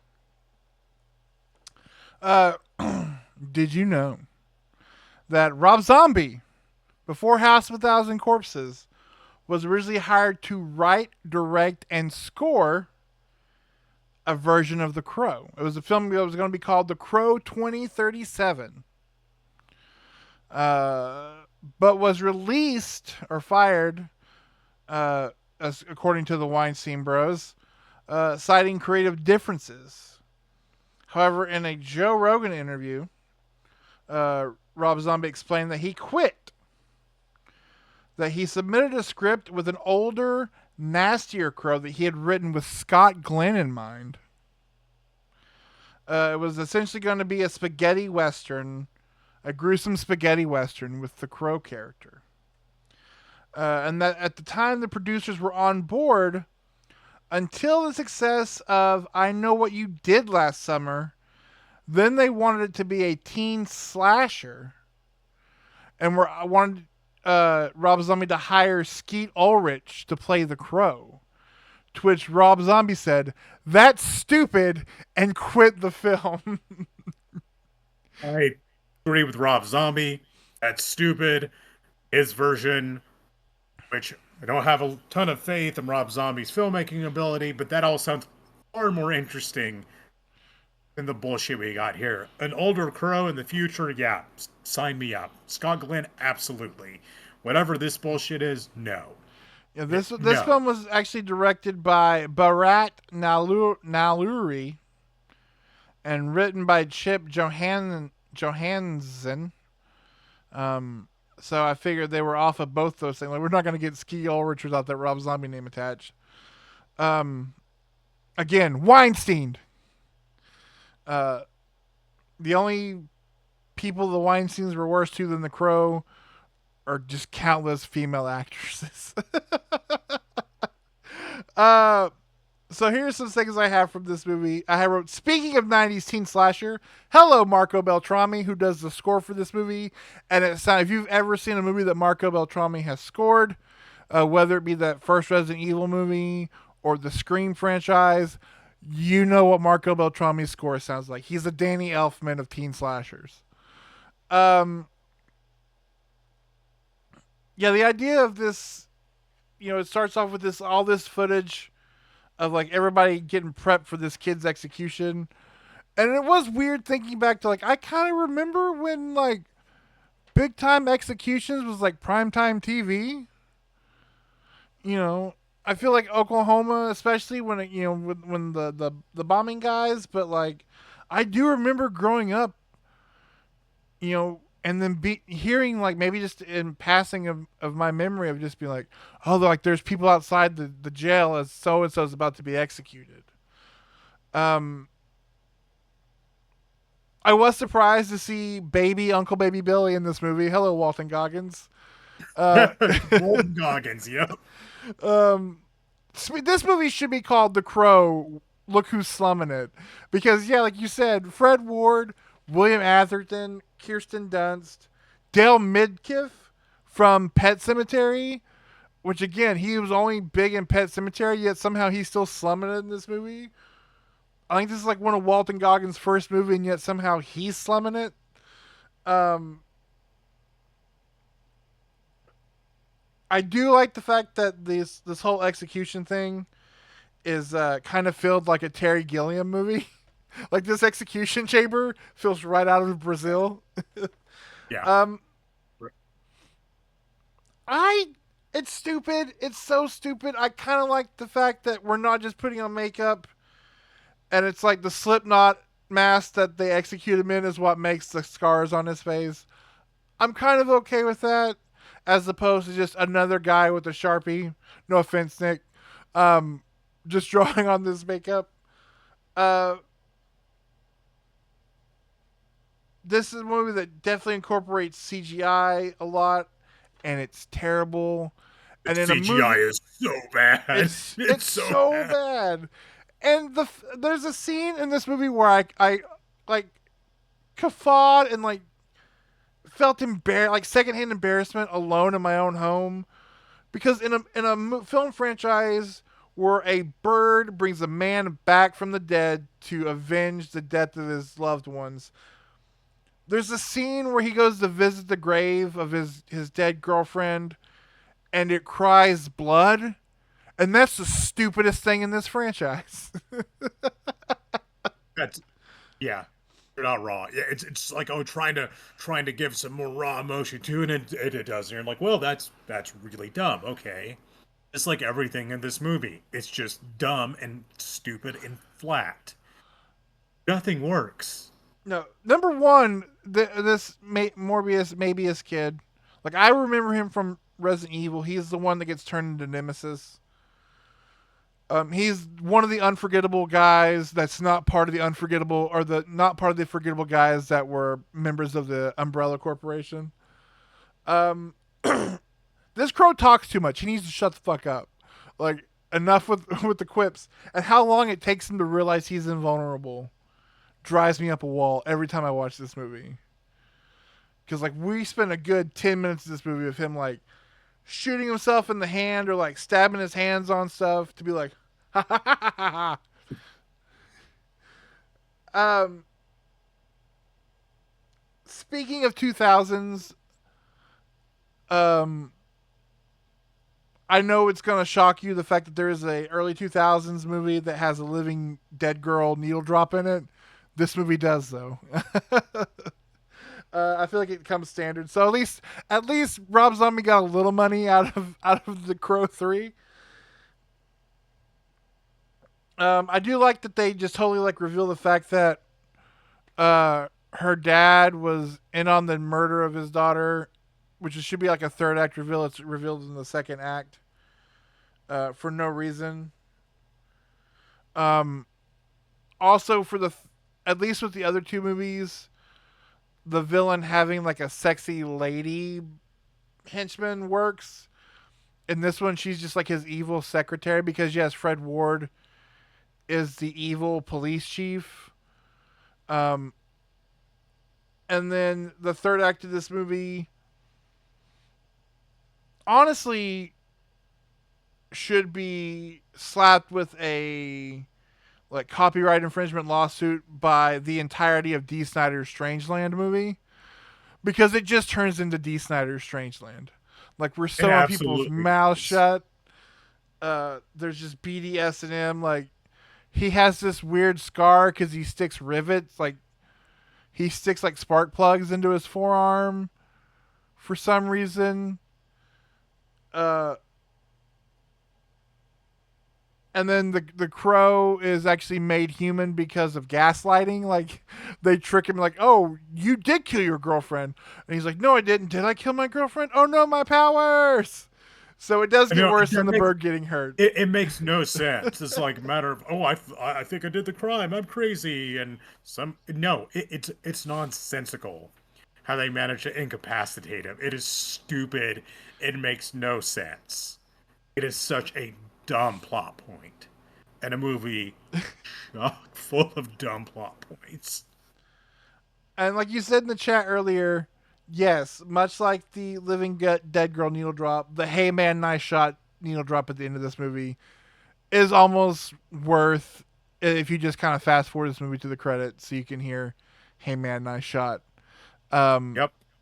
Yeah. because Do that. Fast forwarding. Hey man, nice shot. Fred this Ward's completely. Fred Ward's complete. I love Fred Ward. Tremors, yes, he's completely wrong for this movie. It's just.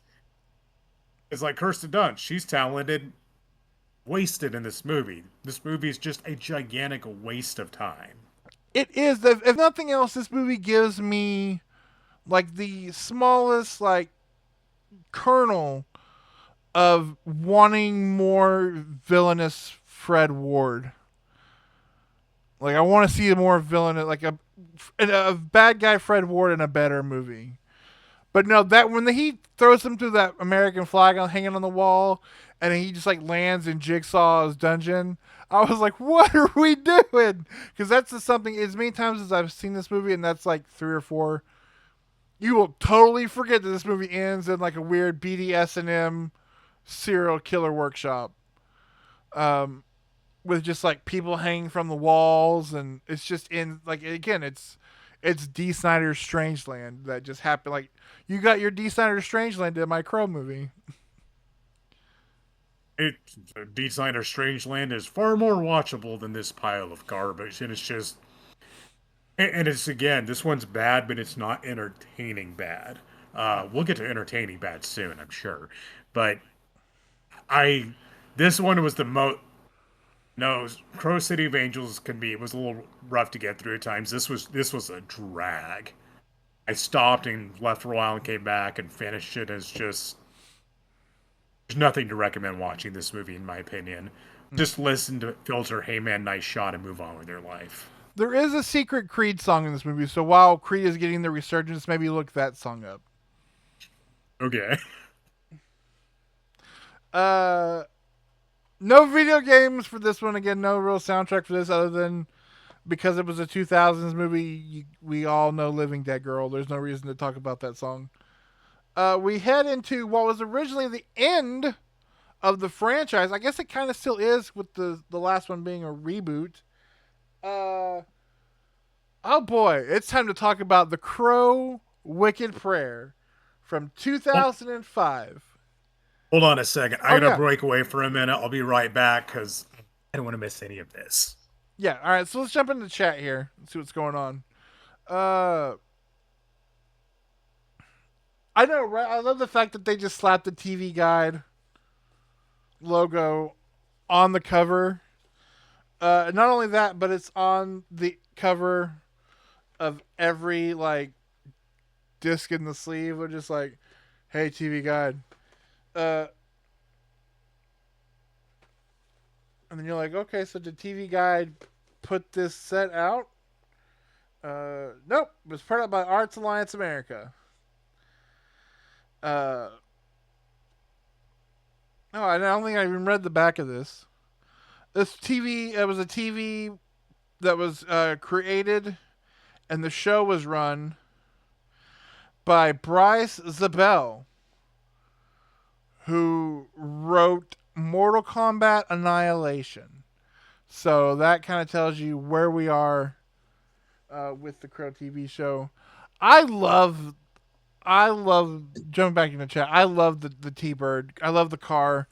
Uh, and again, it's so cool to watch it that they have that powerful moment from David Patrick Kelly right before he just gets like his nuts napalmed off by that flashbang bomb. Now, Bud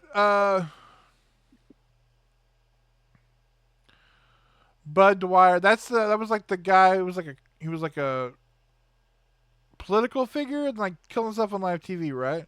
I think maybe I'm wrong. Um. Oh, we lost Nick there for a moment. Uh.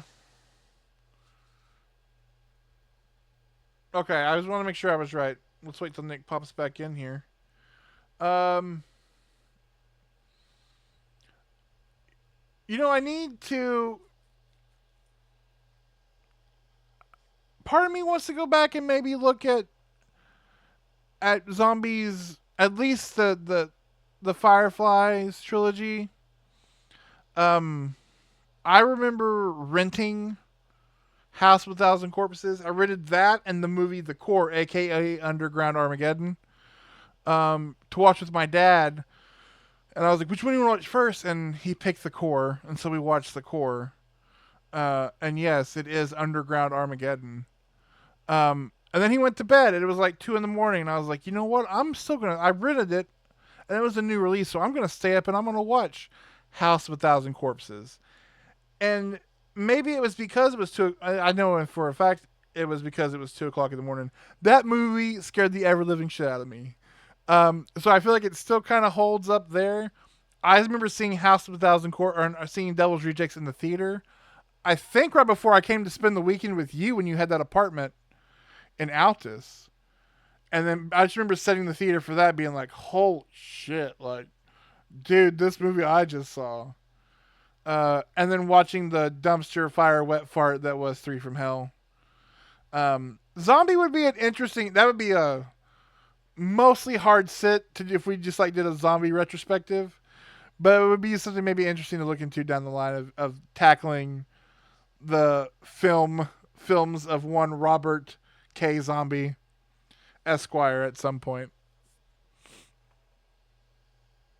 Oh, hang on. Your audio's turned off.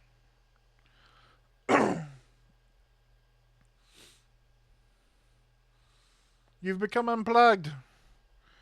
Or it's the power of the crow.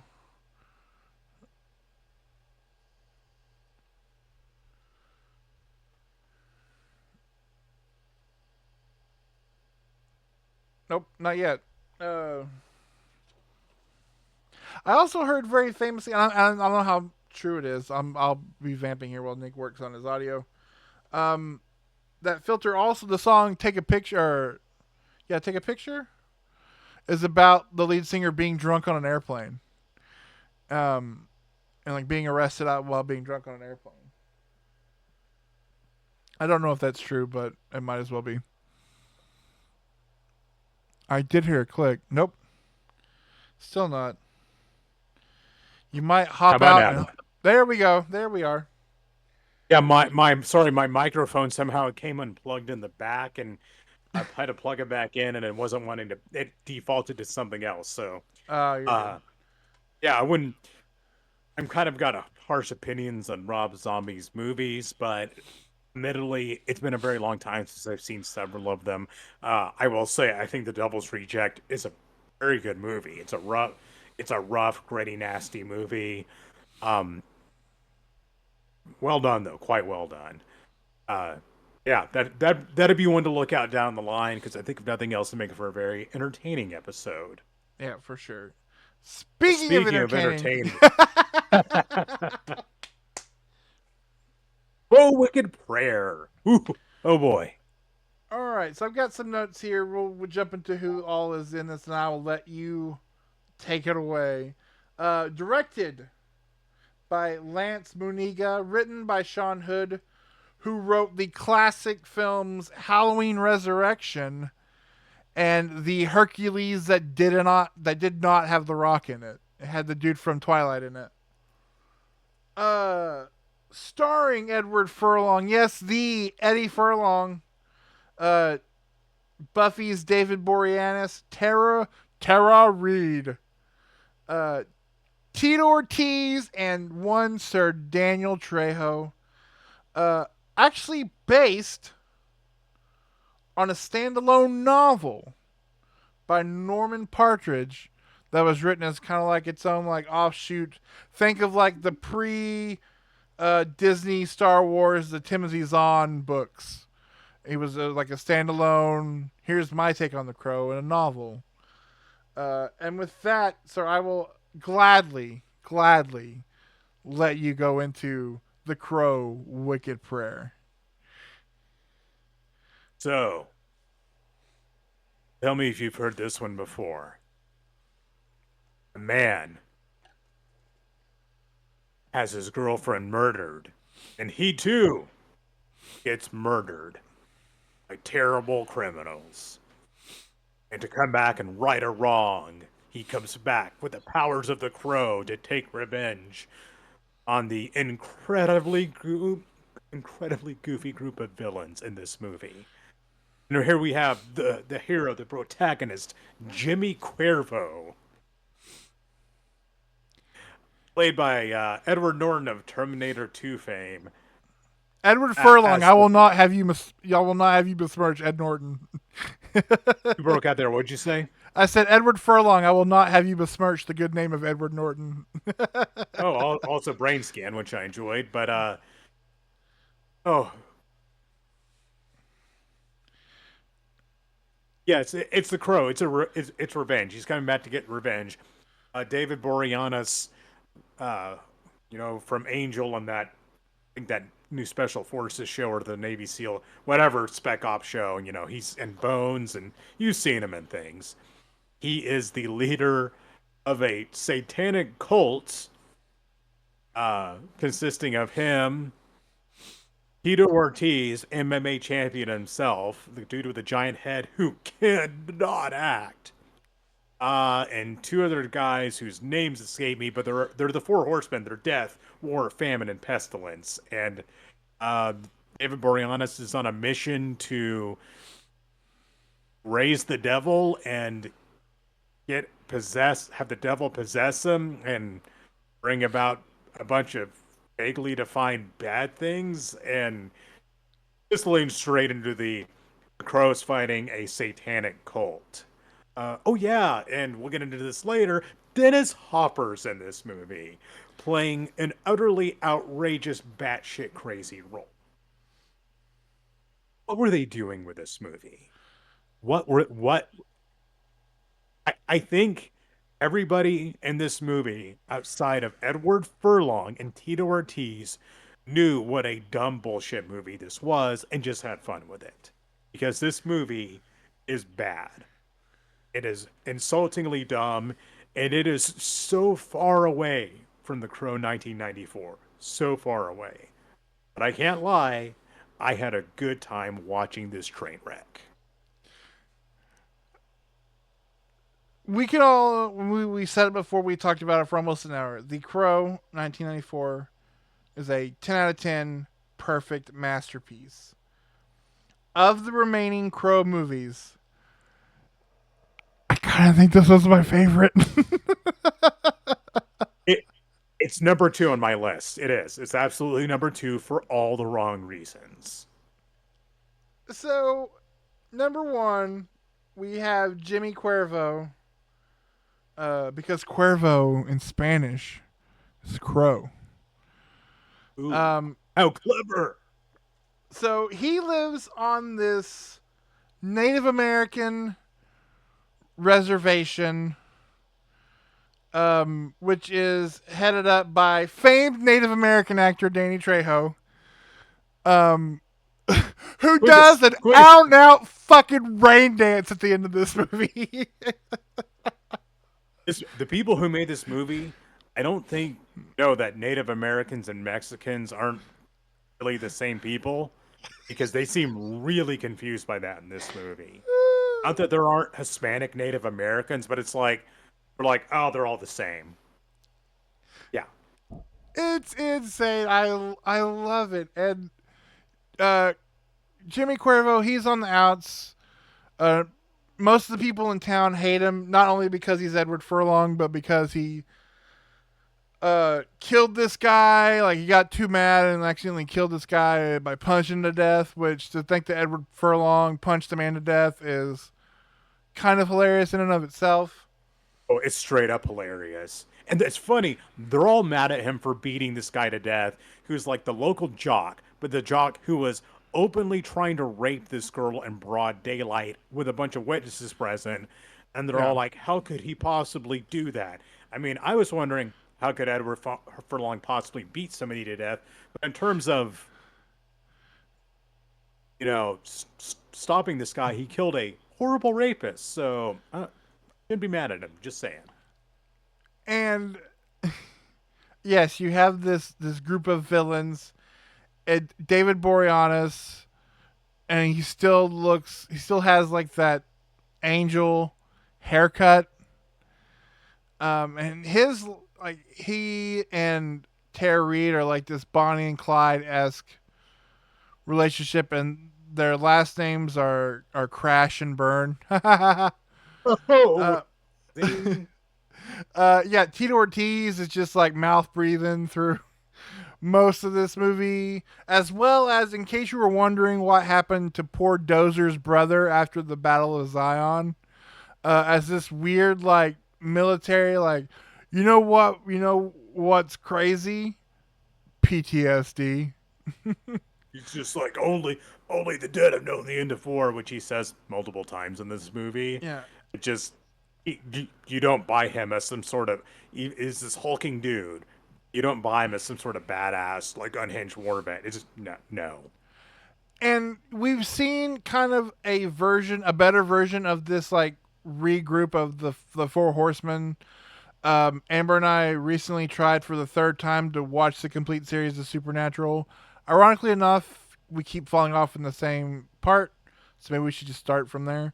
Um, but where they have the four horsemen in that movie are these guys, and they each have a different colored Mustang horseman, coinciding with the color that they are, uh, you know, tied to as. But with this, no, it's just like a shitbox car with like their name spray painted on the side of it.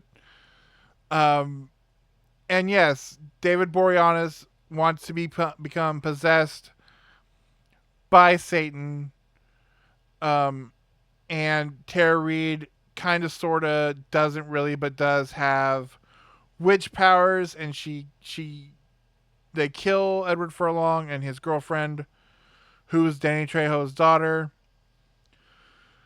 and they take her eyes, and then Tara Reid has her eyes, and because Tara Reid has her eyes, the girl can't go to heaven because you can't go to heaven without your eyeballs. It's part of this Native American. I don't even know if it's real lore that if you because I know it's been used as a plot device in movies where like John Wayne and the Searchers shoots a Native American dude in through his eyes after he's dead, so he can't find his way to the afterlife, and his soul will be wandering forever. Okay. Um, and so in order to, they have to do these certain crimes, like kill this girl and take her eyeballs, uh, uh, kill all these people at like a weird like after school dance party that's happening, which is really the only time the movie gets seriously uncomfortable. Um, but then Yeah, we have to go to this old abandoned devil church slash brothel run by Dennis Hopper playing Nick Cage, um, who talks like a beatnik for some reason. a Because he's beatnik gang member. Yeah. Holmes, homie. Um, and Macy Gray shows up. She's like his like head prostitute. Like I don't. He shows up. He's dressed like a wrestling manager. They perform this wedding. David Boreanaz becomes possessed by the devil. And then Tara Reid kills him for being he's like a bad pimp. Uh, and the crow has to stop him because if they go to the desert and bone before the sun comes up, he'll be the devil and cause Armageddon. And so we have to like watch David Boreanaz and like his tidy whities trying to like give it to Tara Reid up against the cactus, which is like that seems terrible. But thankfully, uh, Native American superstar Danny Trejo and a bunch of other actors perform a rain dance. I swear to God, and it because the crow is pretty much dead at this point. Um, brings the crow back to life so that he can go fight David Boreanaz, who is like, all I have to do to become the devil is fucking give it to an early 2000s Tara Reid. But he can't because he's distracted and he doesn't know how the sun works. So he ends up losing the fight. Um, The devil apparently is a moron. I so we watched the first movie and then had a day where we were like, all right, we need to plow through these. So we watched 2, 3, 4, and the remake in the same day. So by the end of that day, we were pretty crowed out. Um, this was the highlight of that day. It's so bad, and yet because that again going back to the original, because that movie is what it is. Honestly, the only way to enjoy any other version of it is because it's so bad and It so dumb from where we started that it's just a great time because it's everything is bad. Edward, man, they were scraping at the bottom of the barrel when they got Edward Norton, who is incredibly, amazingly miscast.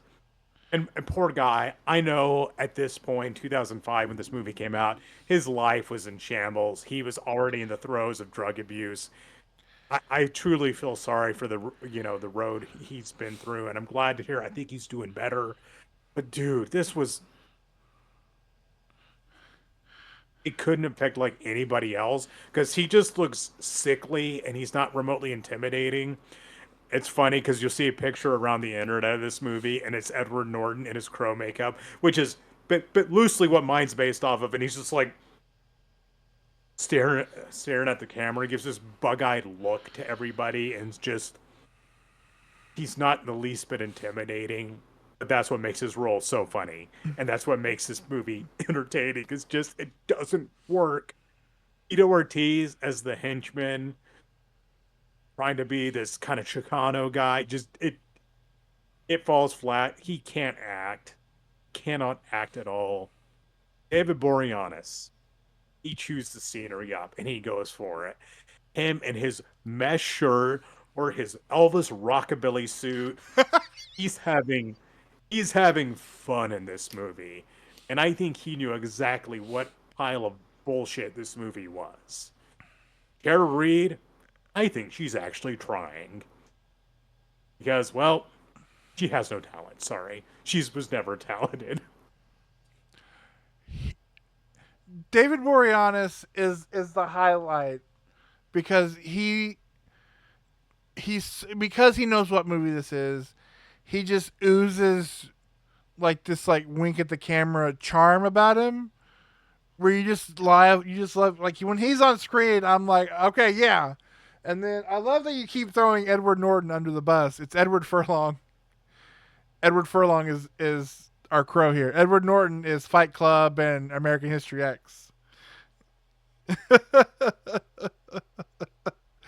um, but yeah, he still has like that little kid from Terminator 2 voice, and so he's like, "Yeah, I'm the crow." um, again, just like everything the whole movie. You just go, "Why did you do that?" When you're like, "Okay, Edward Furlong is the crow. Why did you do that?" Danny Trejo as like a a Native American shaman. Why did you do that? Just so much with the cast, and you're like, I don't understand. I don't think they could have made it this funny if they purposely tried to make it a comedy. It's just all these touches. And there's one. This is an aside. One thing with this movie I was trying to figure out, watching the opening credits, it says this is a production of Fubu Films. Yeah. Fubu Like, Films, and this was the only movie they did. And my question was, is this like Fubu, the clothing brand? Because I could not figure that out for the life of me, which would make this even funnier. Fubu, the clothing brand, which is huge in the 2000s, is like, we're going to produce a Crow movie. And this is what they came up with. maybe I didn't see anybody wearing giant t-shirts and those like yellow work boots, so it's hard to tell. Hard to say. And I just, that weird thing. Here's a question. Is Jimmy Cuervo a hobo? Because he kind of seems like he's squatting in an abandoned building. He is, and like you first see him, like, this is our hero, ladies and gentlemen. He's like eating dog food and like just like living in like this like bullet riddled, sand blasted, no doors, no windows, like abandoned RV shanty. And it's like wakes up, he has a scorpion on him, and he takes the scorpion and puts it in a bag in his fridge. The dude has a bag full of scorpions in his fridge. Yeah. Just so weird. Apparently it explains it that he can sell the scorpions and make money. It's just such a weird plot point thrown in there. That's so nonsensical. It's Now, like you have this hobo who lives out in this abandoned trailer house and collects scorpions. What? What are they doing in this movie? I really should have been better prepared because I don't know if you know this, but horror movie novelizations are coming back around. No, I know Real that. popular, including the one I just bought, which they're doing the whole trilogy of the X trilogy.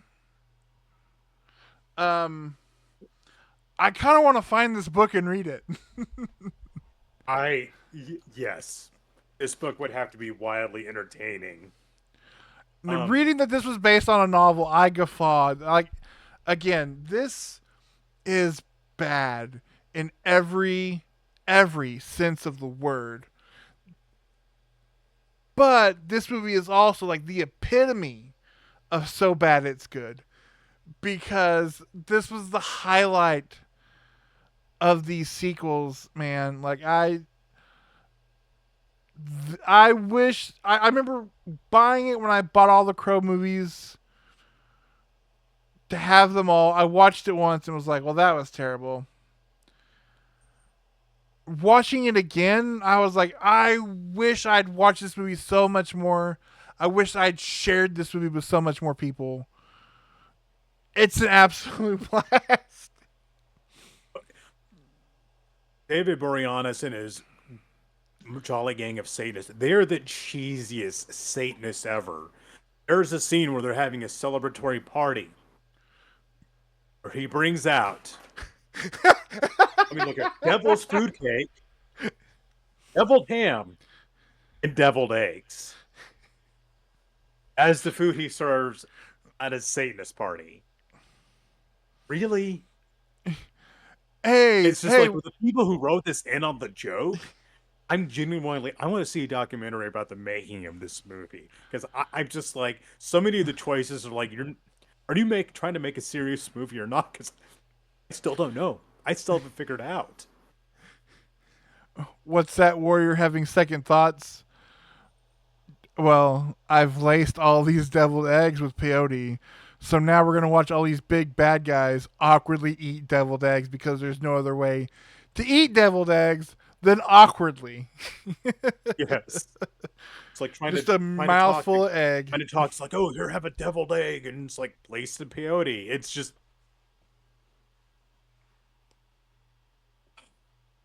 and then David Boreanaz getting possessed, and he's like, I've got 666 on my chest, and the devil's in me now, and just, and then there's like disgruntled miners in town because there's all this friction between the Native Americans and the miners, and it's like, are you trying to throw anything remotely serious into this stupid ass movie? Yes. It's like, Oh, we didn't even mention, we talked about Tito Ortiz as Famine, right? I think so. Talking Because about, he's the one who poisons the food at the yes. beginning. You have War, which is Dozer's little brother. I can't remember that character's name from The Matrix. Um, Pestilence, Pestilence. which is this Yes. Asian actor who has some like black lung from working in the mines and bathing constantly in toxic waste, who really more than anything wants to be a cowboy. Oh, just mwah. He just overacts in every scene, and it's like one of the plot points of him is like he cleans up hazardous waste, so he's dying of sickness or cancer or something, and he just wants to go out with a bang, and he's like digging through the dirt and finds a toy gun and a sheriff's badge, and okay, sure, why not? Why not? He wants to this terminally ill wannabe cowboy guy wants it wants to be a cowboy, and he's just digging around for the dirt for accessories. Sure, why not? That's the thing with this movie. Why not? Why not go that direction with it? I feel like you said, like I want to see a documentary, but I feel like most of that documentary will be the people who they can get to talk about this film. Of course, Dennis Hopper is no longer with us, but how many of them are the same story of, yeah, I'd gotten a DUI and so I had to do community service, so I did this movie. I owed my ex-wife alimony, Yeah. so I was in the Crow Wicker prayer. And poor Edward Furlong's probably like, needed some money for heroin, so I did Crow Wicker prayer. Poor guy. I feel bad that he fell so far down. Um, and it's just, man, at least he made it entertaining. They managed to make this so much more entertaining than the other movies. Yeah. And I can at least appreciate that. City of Angels Salvation were just such a slog. And this wasn't. I had to pay money to rent this on Prime Video, and I was like, I'm going to regret spending the money on this. Nope, no regrets. I'd watch it again. Same. Yeah, and like you said, between City of Angels again, which I have a little personal bias for, and really how Salvation and where we're getting to head to next, this was a bright spot in a otherwise dark day of Crow sequels. But we can't have fun forever, and no good thing does not escape the grim, reapery, bony hand of Hollywood. I had one last comment, Oh yeah, yeah, one yeah, yeah. question to something I noticed in the Crow Wicked Prayer.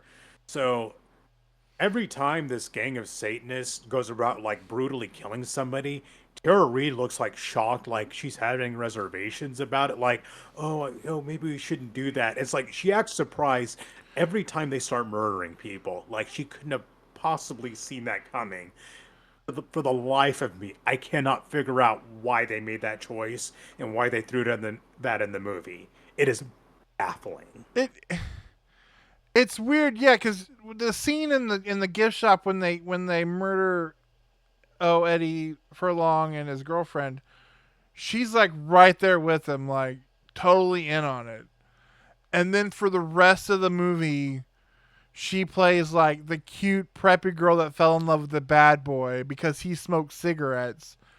And then, oh my god, are we holding up a convenience store? Oh my god, like that's her reaction to the rest of the movie.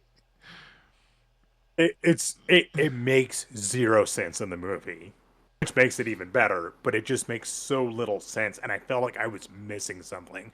Are you trying to show that she still has some humanity left in there? She's cutting out people's eyeballs. She's horrible. Stop trying to redeem her. No. Nick, it's explained in the Anyway, novel. It's explained in the novel that I'm desperately, when we get done here, I am going to eBay the shit out of to see if I can find it. hell yes. You'll have to let me know how it is. But as you mentioned a while ago, the fun's coming to a screeching halt. So this was kind of the selling point of all of this because we knew this was coming out and we wanted to desperately review it, but I knew we wanted to do it together, and this seemed like the best way to do it. You went to the theater, so kudos to you. I literally procrastinated until Logan put it up on his Plex so I could watch it for free. But after the Crow Wicked Prayers 2005, we go almost 20 years before Hollywood can finally squeeze the last droplets of anything out of this franchise. And it's with the 2024 remake, kinda, of The Crow. Directed by Rupert Sanders, the man who brought you those Snow White, Kristen Stewart movies. He also broke up Stu Pat's, so if he wasn't already on my shit list to begin with. Written by Zach Balin, starring Bill Skarsgård, somebody known as FKA Twigs. I'm not into like English pop, so I'm not sure who that is. I mean, in the movie I know who she is, but I don't know her work. And good old, yeah, I'll be in your movie, Danny Houston. So a little bit of backstory before we jump into this movie, because again, notes. This movie, this remake of The Crow, not this particular one, but a remake of The Crow, has been in development hell since 2008, and I can attest to that because on a probably long dead website that we used to frequent called upcominghorrormovies.com, forever, right behind the remake of An American Werewolf in London was The Crow remake. Needless to say, one of those actually kind of came to fruition. Take that, Max Landis. Here I want to go through some lists of names with you. First of all, so it was directed by Rupert Sanders. Here's the list of the other directors who have been attached to this film, enough to name. Like there was actually enough movement on the project to hire these men to make this movie that obviously they didn't ever make this movie. Stephen Norrington, F. Javier Gutierrez, Juan Carlos Francedillo, and Corin Hardy, who was like, they were in pre-production on this movie when it fell through with his version. And so he went off and made Evil Dead Rise, and for every day I'll be grateful for that. Also, since 2008, here are the names of the actors who have been attached to play the titular Crow in this movie, leading up to Bill Skarsgård, who finally play the part.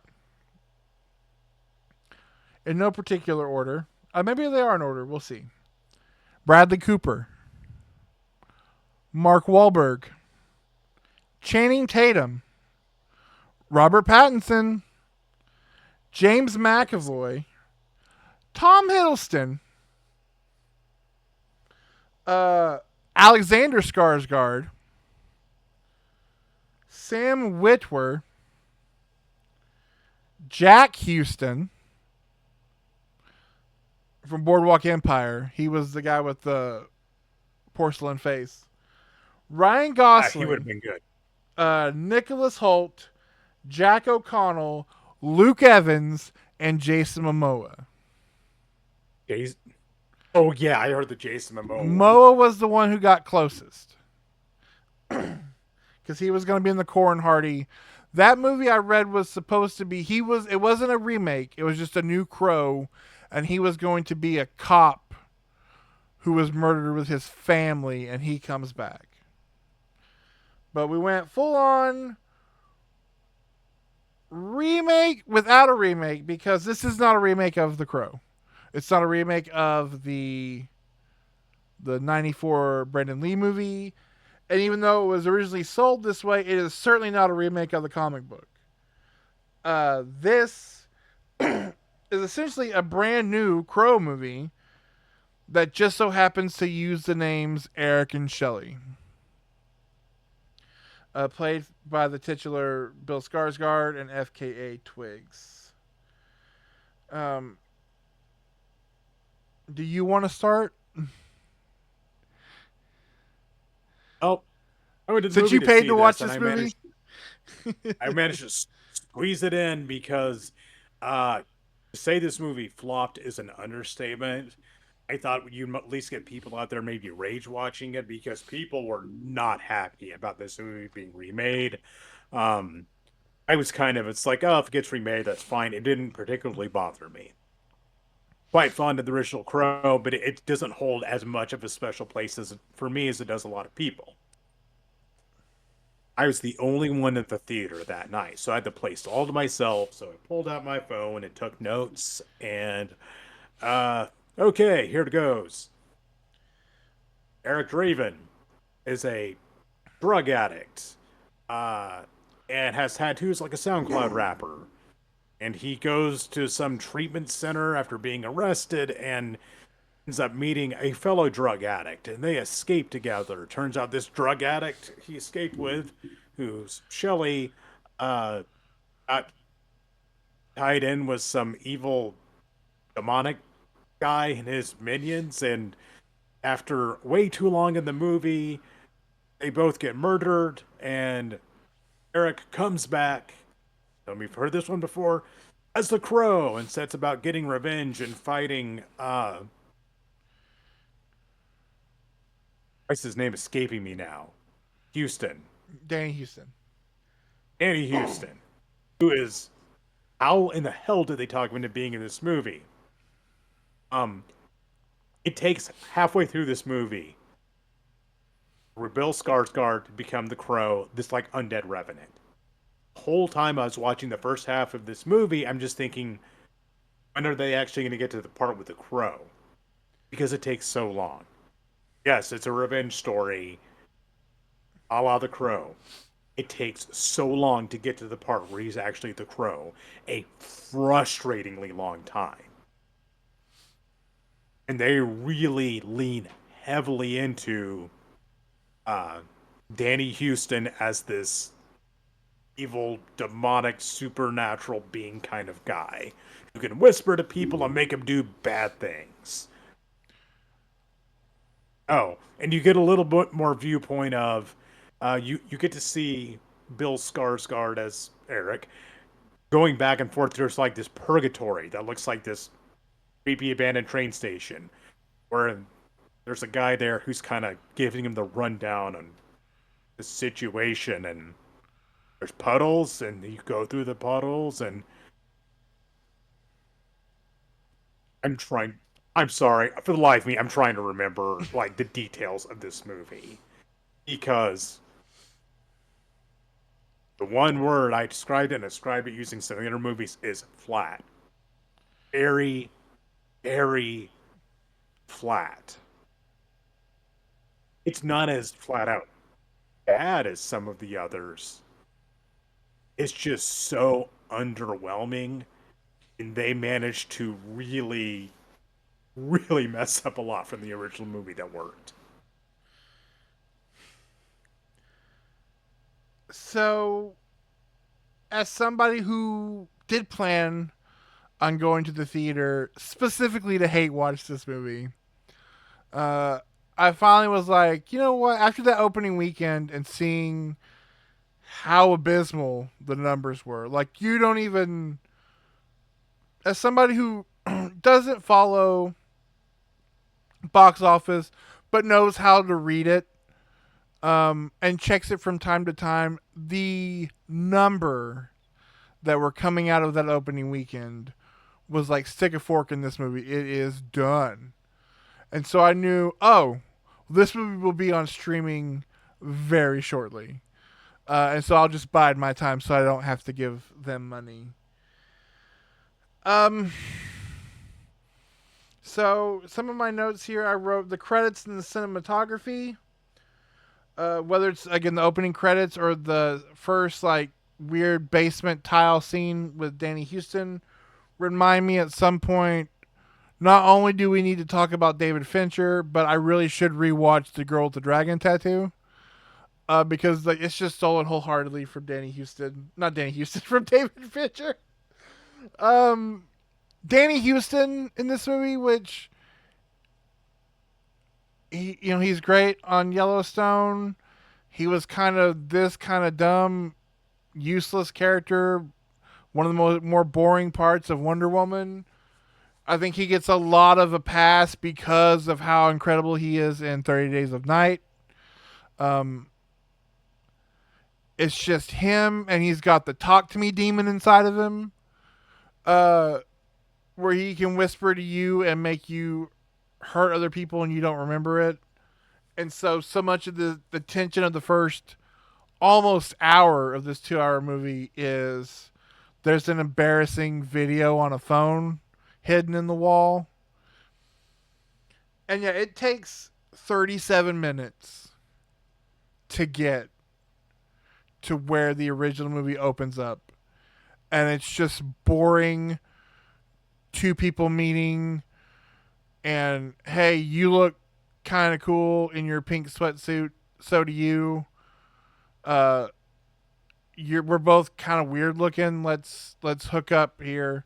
Oh no, let's escape from this rehab center, assuming without any consequences or law enforcement after you. Uh and it's just boring, boring, boring until we get to the murder, which is also boring. Like we can't even make that kind of interesting because they're suffocated.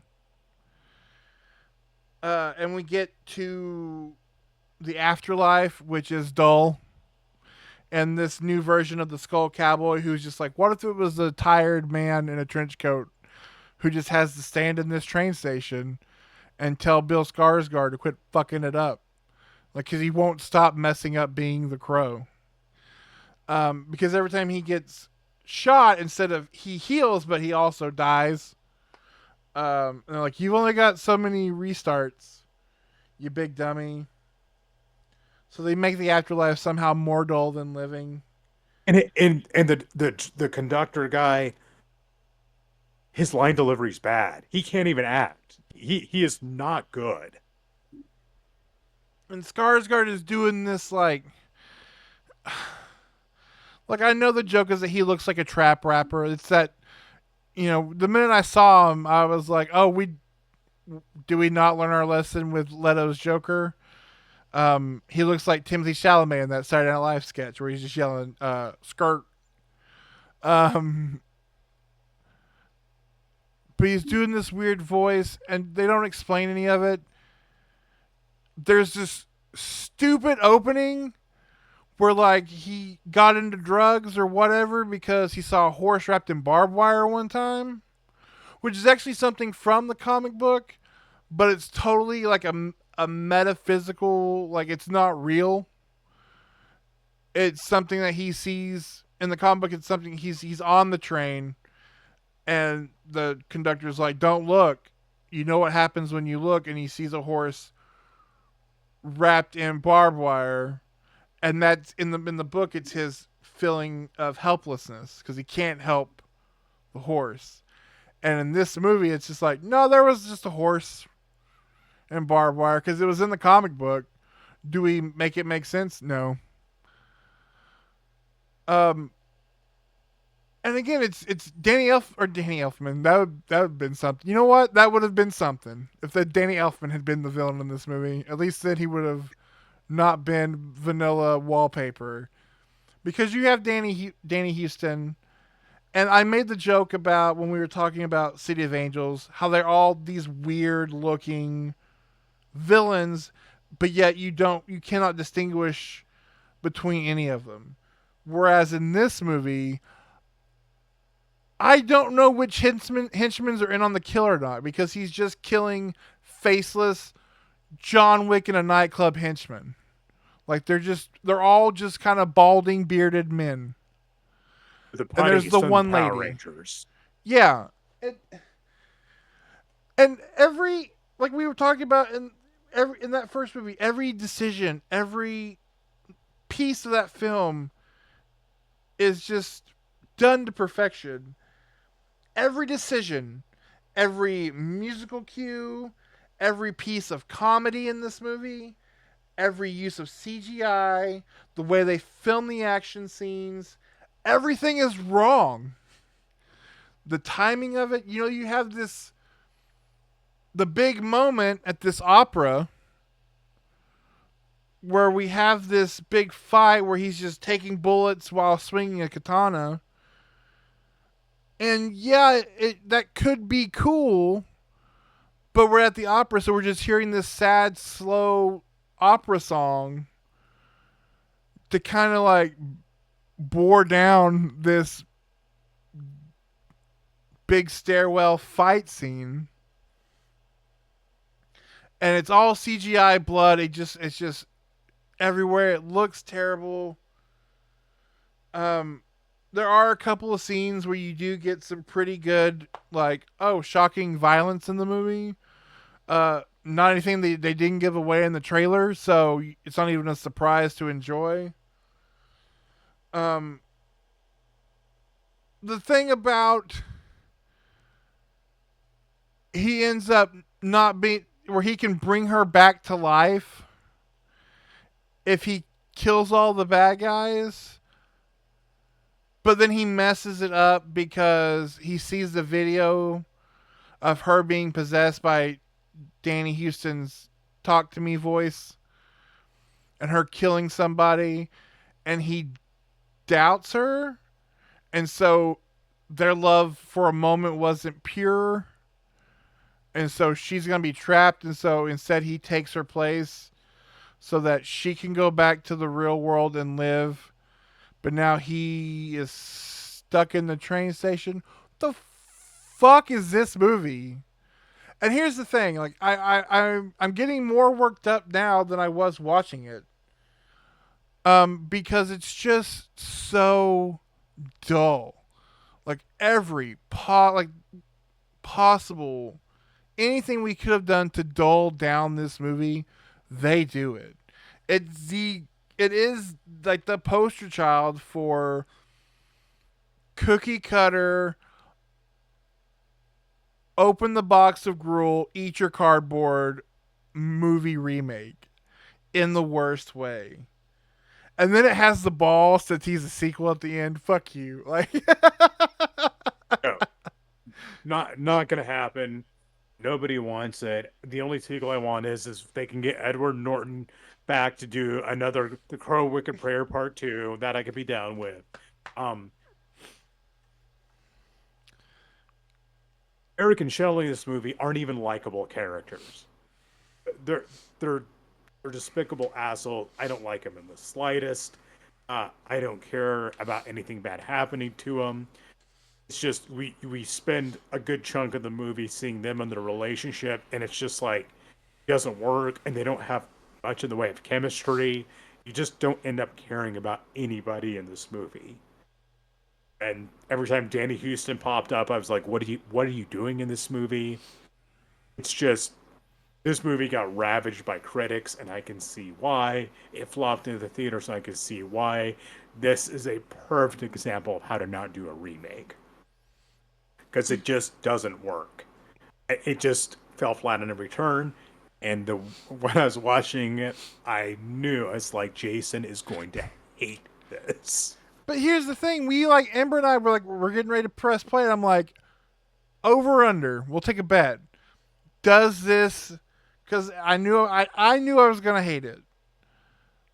I felt like I was gonna hate it. I was like, over under. This is my number one at the end of the year as worst movie of the year. And spoiler alert for January, no, it's not. Because there are other movies or movie or however many there are that actually made me angry. This was a real. I'm not angry. I'm just disappointed because it feels like you didn't try. At least if this movie had gone off the rails or been like very like really really bad, I could have been like, oh, maybe it made me like really hate it or made me really angry. Like I said, I'm more worked up now talking about it. Whereas when it ended, I was just like, yeah, I mean, it sucked and it was boring. And like it doesn't it was too boring to deserve the honor of the top spot on my worst of year end list. I really didn't like it. It was just stale, and I used the word flat. But man, I can't recall saw the last time a movie that it just didn't work. It didn't make me feel anything. I didn't absolutely hate it. I didn't. I just felt sheer indifference toward it. It was just nothing, and it was so impressive. It was almost impressive how insubstantial and inconsequential this movie and everything in it was. This'll be this'll be one of those movies where within 5 years, it's gonna be a trivia question, and people are gonna be like, "Oh shit, there was a remake of The Crow. Did you see it? No, Yeah, but I heard about kind it. of I like there was a think, kind of like there was a remake of Poltergeist. No one remembers that. It's yeah. something that existed, but it's trivia question now. No one knows. At least I own that one for some reason. It has Sam Rockwell in it. Yeah, at least that had. I'm talking about slumming a tangent, but yeah, this was just like white noise the movie, like literal white noise the film.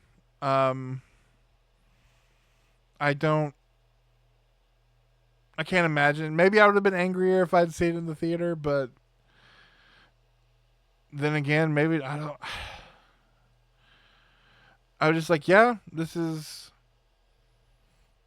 kind of what I expected. You just completely just It, this it movie was is a even fart less. in the wind of of I had remakes. bottom of the barrel expectations, and it just didn't even hit that. I thought it would be at least somewhat action packed, entertaining, some cool gore here and there. That's about it. Just Yeah. this movie is entirely avoidable. So on that note, I would rank these movies as The Original Crow being my number one, Pro Wicked Pair bringing up number two, Pro City of Angels number three, The Crow 2024, followed by The Crow Salvation, and you can interchange those last two. I just, man, you watch The Crow 94, watch The Crow Wicked Prayer for a funny good time, and I would say don't even bother with the other three. Do not even bother. Yeah, I agree. Like the only switch I would make, like you said, was I would put 24 at the bottom because at least with the Crow Salvation, I can enjoy watching that movie go. You know, like you said, watching it going, "What are you doing here? What are you doing here? What are you doing here?" Whereas in this one, it was just like I've had nosebleeds more entertaining than this last Duke Crow remake, and so, but yeah, like don't. I would say, yeah, I definitely watch if you haven't seen The Crow 94. Shame on you. Definitely, if you love fun bad movies, you owe it to yourself and all of your friends to get a bunch of beer. One of yous make deviled eggs, please, and A watch Wicked double goose Prayer. cake. Devil food cake and deviled ham. Who doesn't enjoy? What a combo! Um, that movie was the only thing that stunk about that set. Um, and then those last two don't like just because honestly, just turn on like TV static for a couple of hours and You can hear how bored we are just trying to talk about it. yeah. Like I said, I want it to be so like filled with anger and vitriol, and instead it's just like sigh. We did it. Bit into a, I bit into a piece of white paper. Oh, okay. Yeah. But that being said, I have had an absolute blast this evening. Um, I'm so glad we were able to cover this franchise. It's one of those franchises that because of the drop in quality, you forget it is an actual franchise. But I'm glad we were kind of able to give each entry in it its due, whether that be for good or bad. Um, because you're either going to hear about how great one is or how terrible one is. We kind of give you all the whole spectrum in between. And just remember, no matter how bad some of them are, it can't rain all the time. So I think, without any final words, let's check this chat one more time. Yeah, again, that's the other thing too here about the Crow, like feeling like it came out forever ago. It's because they've been talking about it for nearly 20 years that there's a Crow movie coming, and then finally, like this, you know, you get a plate of like, here's a piece of white bread, and we put mayonnaise on it, but not it's not too tangy. It's just boring enough to be substantial. Of this movie, you think that it came out, and honestly, looking at that list of people who could have played the Crow, I kind of would have rather have seen any of those people in one of these movies. Um, Yeah. but I think that's going to wrap it up as we close the leather bound uh, volume that is the Crow franchise. Uh, if you enjoyed this talk, number one, do yourself a favor, go to your nearest Hot Topic and buy something. They could really use your support. And then join us here not even next month, because we're in October. Spooky season has begun. And for our October live, because this is technically our September live, our October live, I am super excited about because there are no duds. Uh, because we are talking about the John Carpenter Apocalypse trilogy. And what's so fun is, uh, Nick, on your guys' podcast, you covered the John Carpenter's Apocalypse trilogy. Years later, on a separate podcast, Amber and I discussed the John Carpenter's Apocalypse trilogy. Yet neither of us together have discussed the Apocalypse trilogy, and so the end of this month, we're gonna do just that. Plus, there might be a couple of surprises in store, so you are not gonna want to miss that. We're talking John Carpenter's The Thing, Prince of Darkness, and In the Mouth of Madness. So 3 bangers plus. So you are not going to want to miss that. So get your popcorn balls and your your caramel apples. And Nick, you can keep the face paint. It'll be Halloween season. So um, Yes. I'm make just gonna sure. leave it on for the entire month. You know what? I think Good. I, I believe we're aiming for the last Saturday Yes. of the month. That's generally what we've been doing, but due to some scheduling conflicts we had to postpone it by a week. But we'll see you on the last Saturday of this month. And I'm very excited for this episode. I'm love getting to rewatch these movies, and it's going to be great. Don't forget, every month here at Twitch, this actual stream will go up. I'm not sure because I don't think I've put up last month's stream on YouTube. They are on YouTube weeks after they are live here, so you don't want to miss them live, but you can catch the replays over on our YouTube channel a few weeks from now, or whenever I go, oh shit, I should put that on the internet. But we do put new videos out every single week on our YouTube channel. This week again, we are starting our Halloween horror month, and we are covering anthology movies. This week, we are covering VHS Beyond. And because you guys have been so much fun talking in the chat, I'm going to go ahead and spoil for the entire month for you. So, you're not going to want to miss these films. This week is VHS Beyond, followed by the lost little nugget from our childhood, Quicksilver Highway. And then speaking of John Carpenter, we are following that up with, of course, Body Bags. And then we get a little fancy and a little bit cinema snobby with our last entry with the Japanese anthology movie, which is to cinephiles considered to be one of the best anthology movies ever made. We'll find out, does it cut the mustard? And that is Qui-Gon from the 1960s. So quite the array of anthology films to talk about. You guys are going to have a blast, so make sure you are subscribed over there. Some of our last couple of videos have been getting a little bit of traction, which is cool. We want to get that subscriber count up, so make sure you are subscribed over at YouTube for those weekly reviews. And until then, of course, we'll get Nick on there. I'm going to try to do some shorts for movies I do go see in the theater because Ashton wants to go see The Joker. So we'll see what all the fuss is about that movie. Apparently, believe it or not, the Joker movie is divisive. Huh.